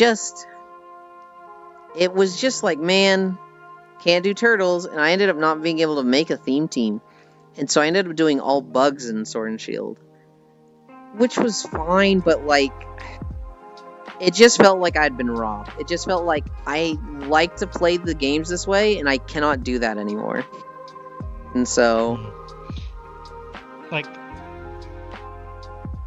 Sword and Shield for me is my most played through Pokemon game. Because I just enjoyed doing the type teams and didn't really think about doing theme teams, since theme teams, most of the time the Pokemon are the same type, with maybe like 1 or 2 that are different, but that's about it. Well, So a type team, they're all going to be the same type, right? Theme team, they're pretty all over the place usually. If you did a theme team with turtles, you'd have a water. I think Dreadnought's just water. Rock water. No, rock water. You'd have ground grass. You would have ice. You'd have water. And you'd have fire. That's some pretty good variation. Like, even just between the water, fire, and grass all over the place. Yeah, like you have the fire, water, grass core. And then but you also have 2 other waters that are also rock type. Mm-hmm. And then 1 Avalok to deal with the grass type. Mm-hmm. It's definitely still not a good team, right? It's not like a perfectly balanced, I'm going to go into competitive with this. But like when you do a type team, it's like, well, I have all dragon Pokemon, and we're rolling up to the fairy dungeon. Let's see if I can do this.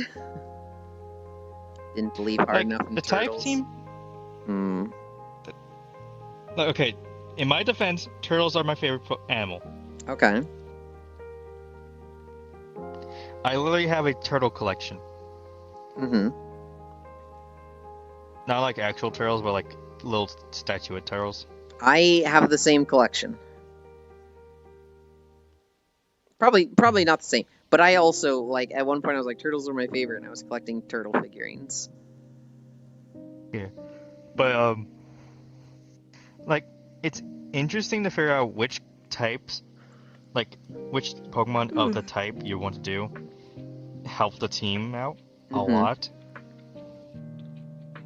Like, for example, the Electric type team, they have an issue with, like, ground type, so, like, Lantern's really nice for that.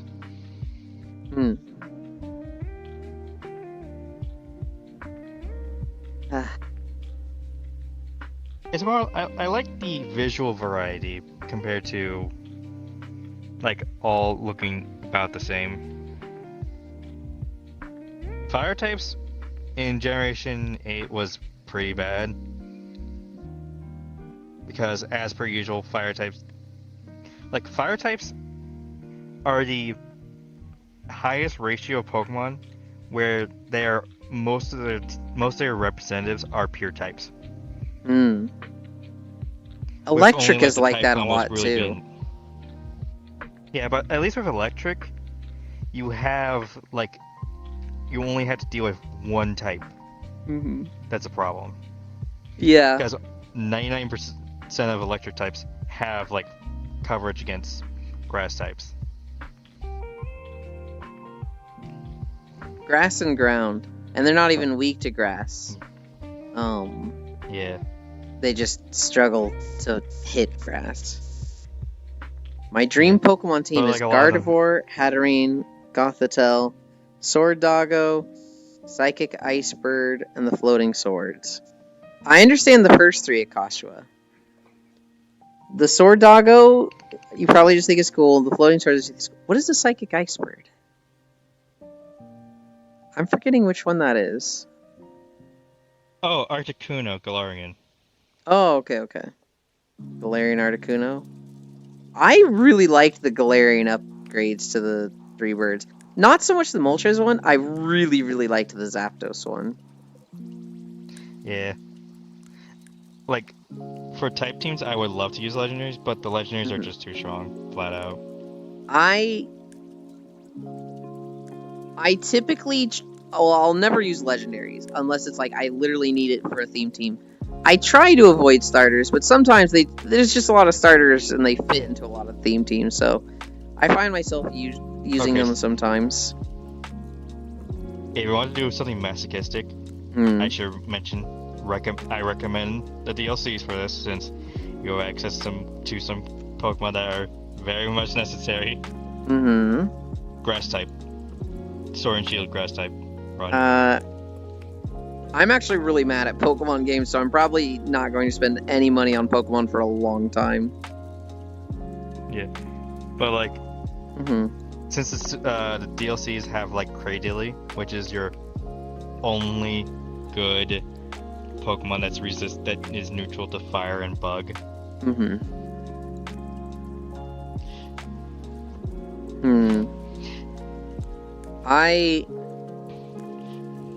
I never did like a grass team. If I were to pick like 6 favorite grass Pokemon, Whimsicott number 1, Superior, Lilligant. What other grass types are I'm like, oh, this one's cool?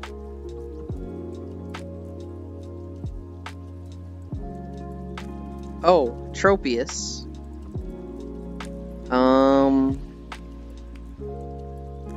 Gourgeist. Can I think of one more grass type that I'm like, this one's fucking cool. I like this grass. Maybe Breloom, but I feel like I'm forgetting one. Lurantis.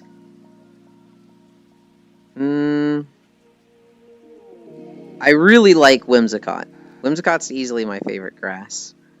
Yeah. Here's what I expected, Akashua.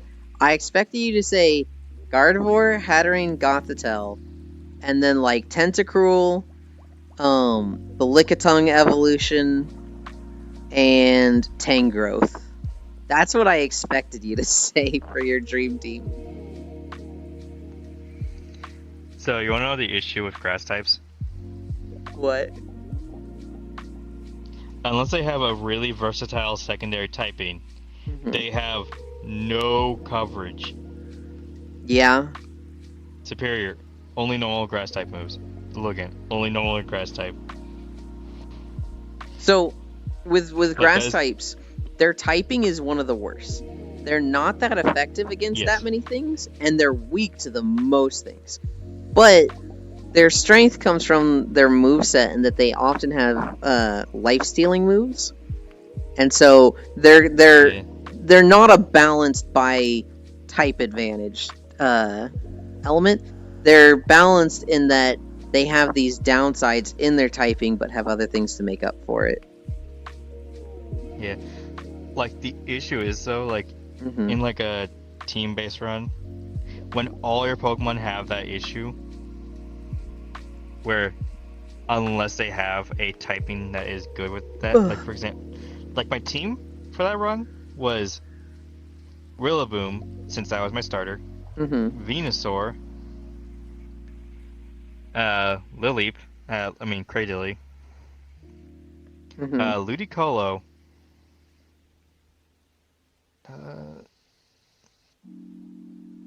Ludicolo's fucking silly.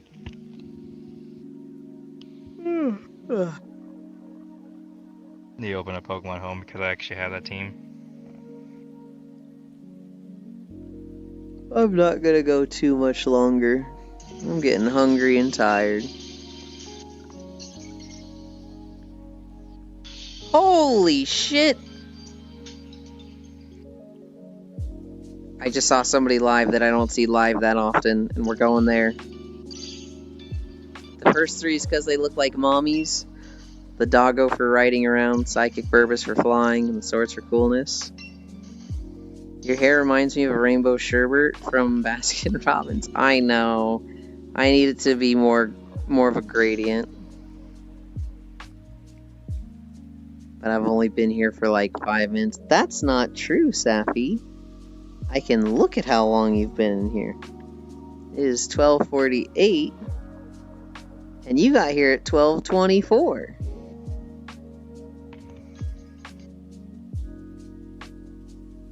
Alright, so my last 2 members of that team was Rotom-Mow and Dhelmise. Dhelmise is the anchor? Anchor. Okay. If you notice, besides Rillaboom, I have no pure type fucking grass types on my team. Yeah. And Rotom-Mow doesn't really count as a grass type, but I needed something. Just comb in Yulin's hair and make it pure white. Albeit very sticky. Okay, alright. What are your thoughts on Dialga? I like Dialga more than Palkia. I didn't really like Gen 4 at all. I didn't really like any of the legends. Giratina's kind of cool. But like Arceus, Dialga, and Palkia, I'm like, I don't really care for any of these. Now, most legendaries I just don't like. Because when I see Pokemon, I think of how does this fit into my team, and I hate legendary or mythic Pokemon and the thought of being like the chosen one that's got the ultimate Pokemon. I like the idea of being some dude in a Pokemon world that just has Pokemon, right? They're not the chosen one. They're not the guy that fucking captured Mewtwo. Yuli likes girly Tina. I do. Dialga's like top 3 of my favorite Pokemon. Which of that trio do you like the most, Yulin? Dialga, Palkia, Giratina? Giratina. And then Dialga, and then Palkia. If I had to pick a favorite legendy, it's Kyogre. I think the whale is just fucking cool. I'd rather get castrated than do that. I think you need to reevaluate what you'd rather have there, Jan. Because castration is pretty gnarly and permanently damaging. And getting some cum in your hair is very easy to wash out. I actually like Palkia because it's like Pink Godzilla. Or you can just remove your hair. You could also shave your hair. You could wash it out. I think you'd be... There's no pain in it. You are accepted for that answer. What is your least favorite legendary? Granted, Giratina is cool because Pokemon Satan is cool. I mean, yeah, you'd rather not do it, but that's how which would you rather questions work. Would you rather die by drowning or die in a fire? You don't want either. Hi, Sarah's. Okay, least favorite legendary. I'm thinking there's Gen 1, there's Gen 2. I may not like having balls all the time, but damn, all of y'all can come in my hair before castration. Full body shake. I'm thinking on what my least favorite legendary Pokemon is. And then we're also talking about coming in my hair to make it fully white. Gen 3. I didn't really care for the Regis. But I wouldn't say they're my least favorite. Gen 4. I didn't like the Regis, I'm sorry. Wait. I don't even remember if the Regis were Gen 3 or 4. Regis are a meme. You just can't hate them. I don't dislike them. I just didn't really care for them. I fucking love the, Is it the Regirock meme with the un? That shit's funny. Yeah. Gen 4. Didn't really care about Gen 5. Was Gen 5 Reshiram? And the black one in Kyurem? I don't like these at all. These are just bad in my eyes. I didn't care for those legendaries one bit. My favorite one's Kyurem. I like Kyurem the most. Reshiram is fucking lame because it's got like a weird feather dick going on. I'm like, that's... I don't see how people can look at this and think it's cool. Gen 6. Why does the female have a feather dick? Gen 6. This was X and Y. From there. I like the bird. I kind of like Yveltal. I don't really care about Xerneas. I don't even remember any other legendaries. Genuinely don't like Xerneas. Yveltal is really cool. Gen 7 was Sun and Moon. Yeah. There were cool legendaries here. There was none that I was like, this is fucking awful. Maybe the origami guy, I'm like, this is lame. But the bat and the lion I thought were cool. Necrozma is pretty cool. Maybe a little edgy. Solgaleo has the dumbest typing of any Pokemon. Darkrai, why is it pure dark? It should have been ghost or part ghost. Yeah. God, that thing would be even more annoying to deal with if it was part ghost. Because it came out at a time when there was no weaknesses for ghost dark types. Oh. Why is the sun Pokemon weak to fire? Yeah. In Gen 8, this was the 2 dogs, and then the fucking Eternatus or whatever its name was. Eternatus? I don't remember its name. It felt so boring. It felt like it was this big bad villain, and then it's just there and you beat it and problem solved. What? But its base stats are 690. Yeah.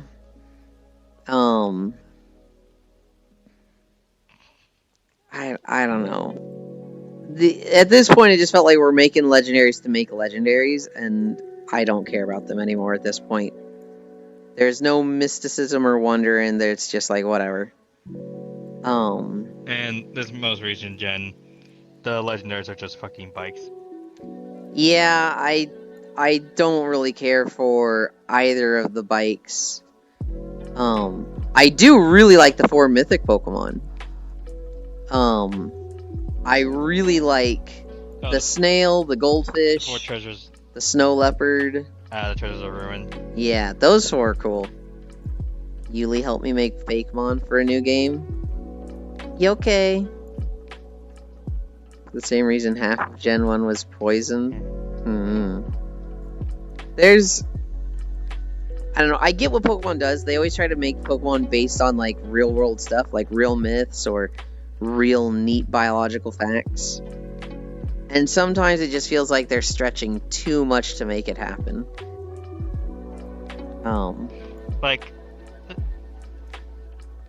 I like Miraidon. It's the same reasons why I like Kira, because I really enjoy their typing, and they're really the only good representative of that type look-wise. Like, Zekrom's nice, but I don't really care about him. And ironically, my favorite Pokemon's Kyurem Black, which is Kyurem mixed with Zekrom. I see. Because Dragon with Swole Goal and one of its arms is just an ice block is fucking gold. If I had to pick a least favorite legendary,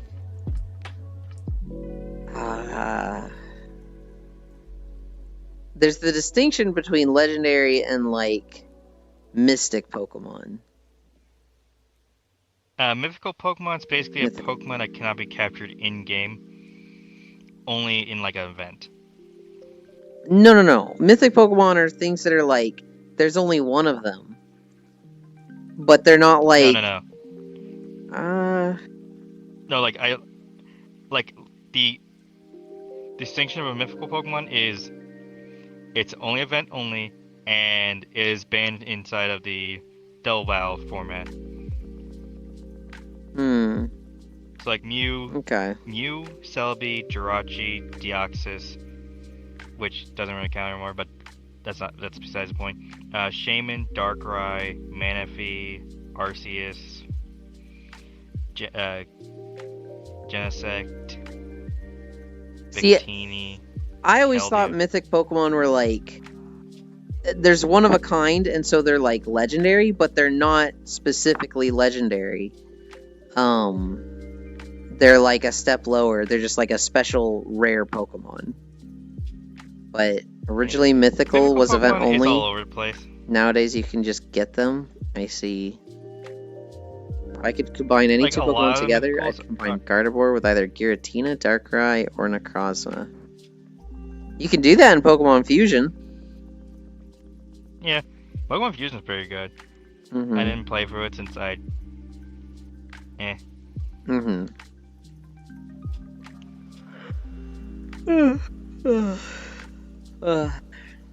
need to go eat. Heal and get some EP. I'm not super tired. I think it's now sub-legendary, legendary, and mythical division.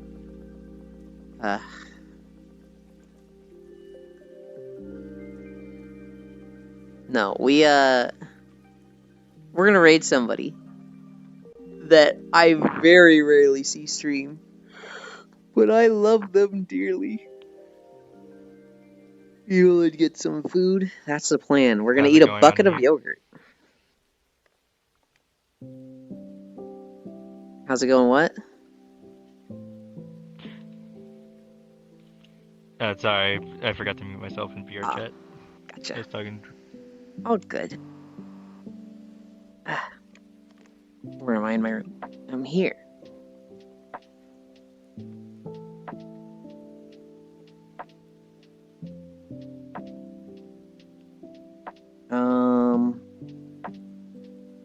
Behavior. Look at me. Anchor world. I'll have an end screen someday. Until then, you get cool shots of the world. I thought they were just called legendary trios. Sub-legendaries are apparently things like the birds, dogs, Reggies. Neil hungry. Sets down a massive juicy sausage. Oh my goodness. Legendary is box arts. I don't say trios because Ultra Beasts and horses and treasures are there. So you mean the trios? Yeah, so I thought like the birds were mythics. And then like Mewtwo and Mew were legendary, but I'm probably just gonna go look up what the distinctions are later.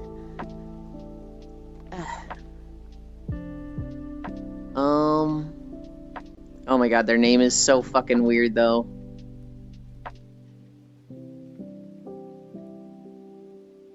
/raid.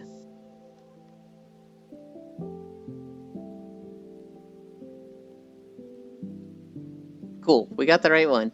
We're going to GD! I never see them live. They're playing Genshin Impact. But we fucking love GD. There's only one true legendary Pokemon, Arcanine. Thank you everybody for keeping me company. We did 7.2 miles, holy cow. What was the calories? 926. I'm probably gonna go weigh myself after this and see if I'm like 162. That being said, I love you. Bye.